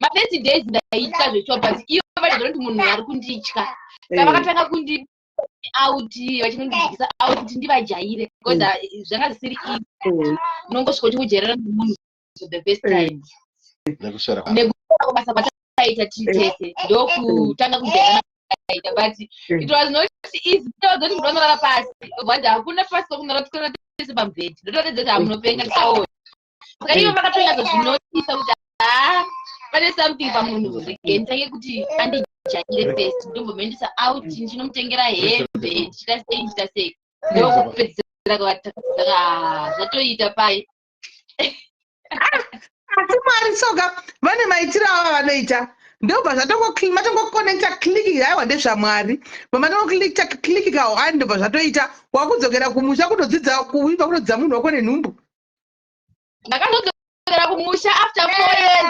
andakazodzokera pakati pesa pandakazoenda kumusha uyu mukomana uyu ane 2 years ndakundovaratidza mwana kuti ndani mwana reason yakakuendesa yachi ndakatozoenda because of passport ndandakuda passport ndokuzodzokera pandakaita kuZimbabwe. That's nice. That's great. Ndinamboya bhozona ndikuonei. That's great. Ndafara bebe. I want to dzokunyangana kwa ndoba ndoda. Ino amuzina nasi kuti ndonyaza ndobarira. Ndenda kuti wadziteri rozo dzakafamba sei.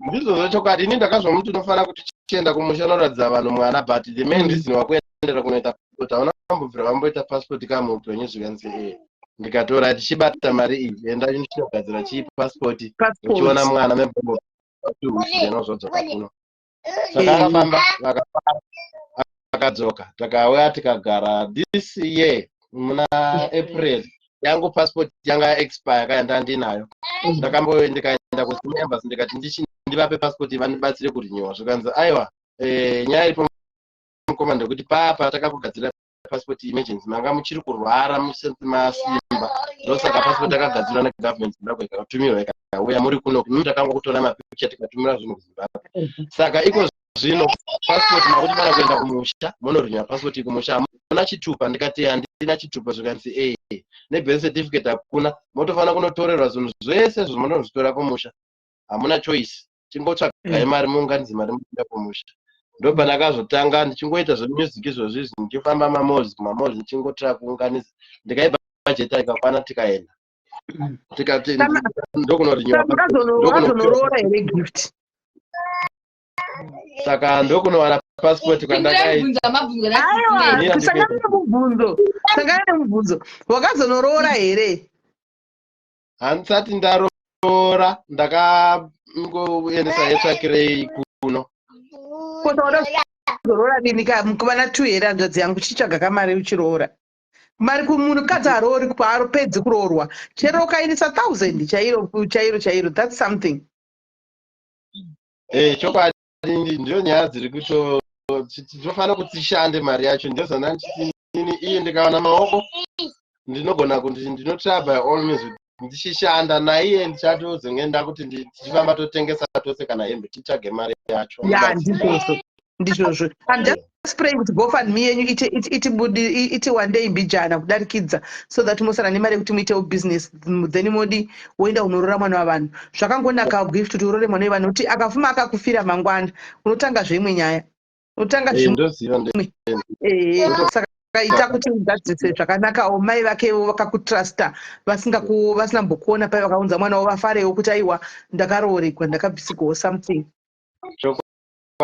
asi takambovaunza after vadzoka ivava kupassport takatombovati uyai kuno mother-in-law mutione ndopaakava chitanga kundiona vakauya kuzondionera kuno vakadzokera kumusha vakapedza 4 days nesvikuno vakazodzokera kumusha isusu April yataenda ndokwatandakasvikira kumba kwavo havo kuHarare ndopa vakandiona for the second time nevamwe vangasinganiziva vatanga kuziva saka zvoshuwa izvezvi it's high time I think vakudawo mari yavo chayo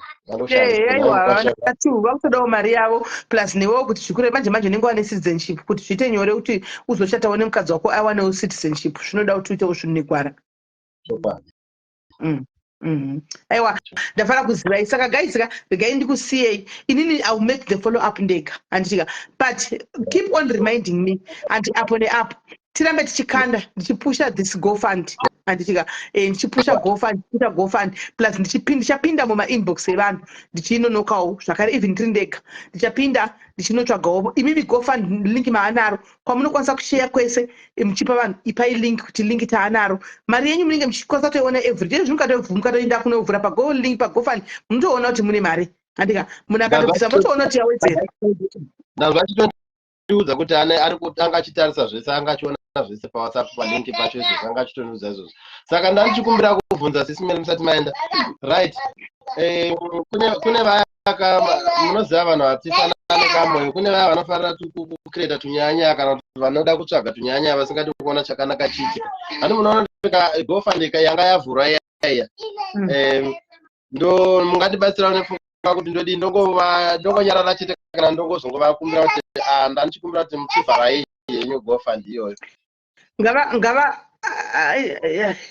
handizive papa manje guys toita sei kuti noti tikati ECOFT yakadaroka vanhu vanogona kuzoti ko chii chikuitika maGoFundMe 2 pamunhu 1 chitotsi here kuti muinde futi munoti chivhara indawana rubatsiro kumwe zvoita sokuti muri kuvashora handi maona saka pari trick ipapo dai guys poitwa sei apa.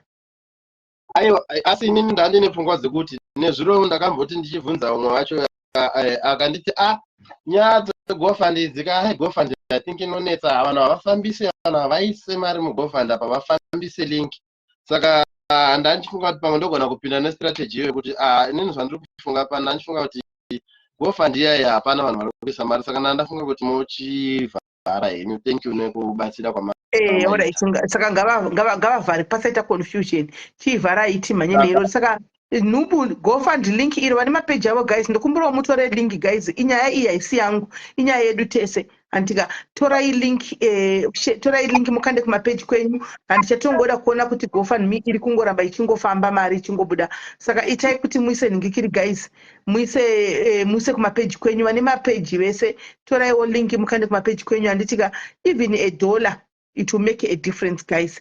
Takawanda zvokuti tikada kuti $1 mari iyi inoswera yabuda tarachoka pamberi pamwari nhasi kungoti munhu $1 munhu chete $1 kwete $10 pamunhu amanotowana nemheno kuti ne extra yemari yakadini handimaona $1 chete pamunhu hanzi ukaita zvakanaka wazviitira ukaita chakaipa wazviitira kutodzvara ndokunonzi kudzvara kwachingezi paunopa bhuti yavo hamuvaziva paunongowapa something chete kudai wadzvara watomirira kukohwa ende uchakohwa zveshuwa mwari havana chinhu chemahara ukangoitawo zvakanaka vanomudzosera zvakanaka.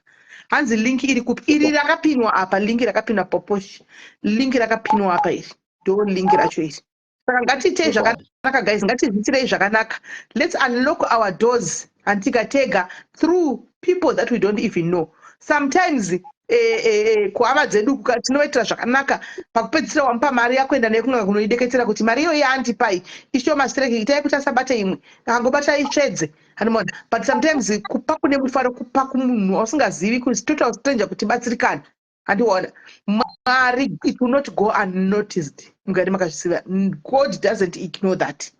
Ndo pane mwoyo waMwari papo saka guys antika move nezuva rakanaka tobatana mangwana antika guys tobatana time dzakarega ndipe ndoda kutenda vese vakateerera nevese vari kubatsira maadmin team rese nevabvisa diki nehombe vese chavakwanisa kubudisa chete totenda nditi Mwari vakuwedzerei mazuva Mwari vakuitirei zvakanaka tobatana mangwana sisi WhatsApp yamadam iripo. Anything nobody all right. No, thank you, my brother. God bless you. No problem. Right. Saka guys, ngatiite zvakanaka nditi ngativaitei zvakanaka vanogara bhotora ndizo yangu tine chipapi chaipo guys andika let's keep on pushing andika let's keep on pushing and pushing tiite kana zvaigona ngatiitei kuti manje vaende kunogadzikwa maoko iwaya kana mari yangu kwana muGoFundMe admin ari kuhendla GoFundMe iyoyi tinongodzokera kuchipatara kuya tinoti chipatara tokumbirawo tine munhu wedu akadai afangwa tokumbirawo kuti mutipe makotesheni aya votipa tokumbirawo akaunti yekuchipatara kuisa mari andika totoisa mari chanza chindai munogadzikwa maoko enyu mari yabhadharwa animaona that's how we do it here handitika so guys ndana dzine vasikana vekubow tokumbirawo kuti mutsvagirawo matiketsi ka haichabudi kai tozoti matiketsi kupemhai here toti pemhai yemaoko toti pemhai yematiketsi here inozobuda here haizobudi matiketsi mozopema mangwana handitika matiketsi mozopema mangwana nhasi rikaitimboita zveGoFundMe hanzi vakaita page Priska chero vakaita page hazvide kuti page rinofumara nevanhu hazvide kuti page rinonetsa kukura rinoshandirwa wangu vanogona kuita page but page irorega kukura zvokudaro zvozoita sei vachida kuvhura page vanongovhura page that's okay havarambidzwe but zvatiutongovapushira tiutongoripusha wani papapa zvakadai tiri kutongopusha GoFundMe link racho anditi tikutongopusha. So guys, move nezuva rakanaka guys. Tobatsana mangwana ntika Mwari wakuitire zvakanaka. Matickets mangwana vimbai. Matickets mangwana guys, mangwana muzodinyadzisa muzovanyadzisa madmini waya. Mungu ya mutenge 15 matickets ka 1. Mungu ya muvabatsire 15 tickets one time. Ndizorore guys. Zvinoita kunge ndikuita function iyoyo. Kuti unge function yacho ndeyangu, iyo iri function yavo. Kuabuse guys, vana vari kundi abuse. Page rezvo vanozoda kubatsirwa gai tiite nyaya dzemari vagozofura page ravo iri tigovabatsira kufura page. Anomaona tigovabatsira kufura page racho. So guys, vari kundi abuse madmini waya guys, they are bullying me, they are abusing me. Anomaona. So guys, move neusiku hwakanaka guys, tobatsana mangwana ntika. Bless you guys.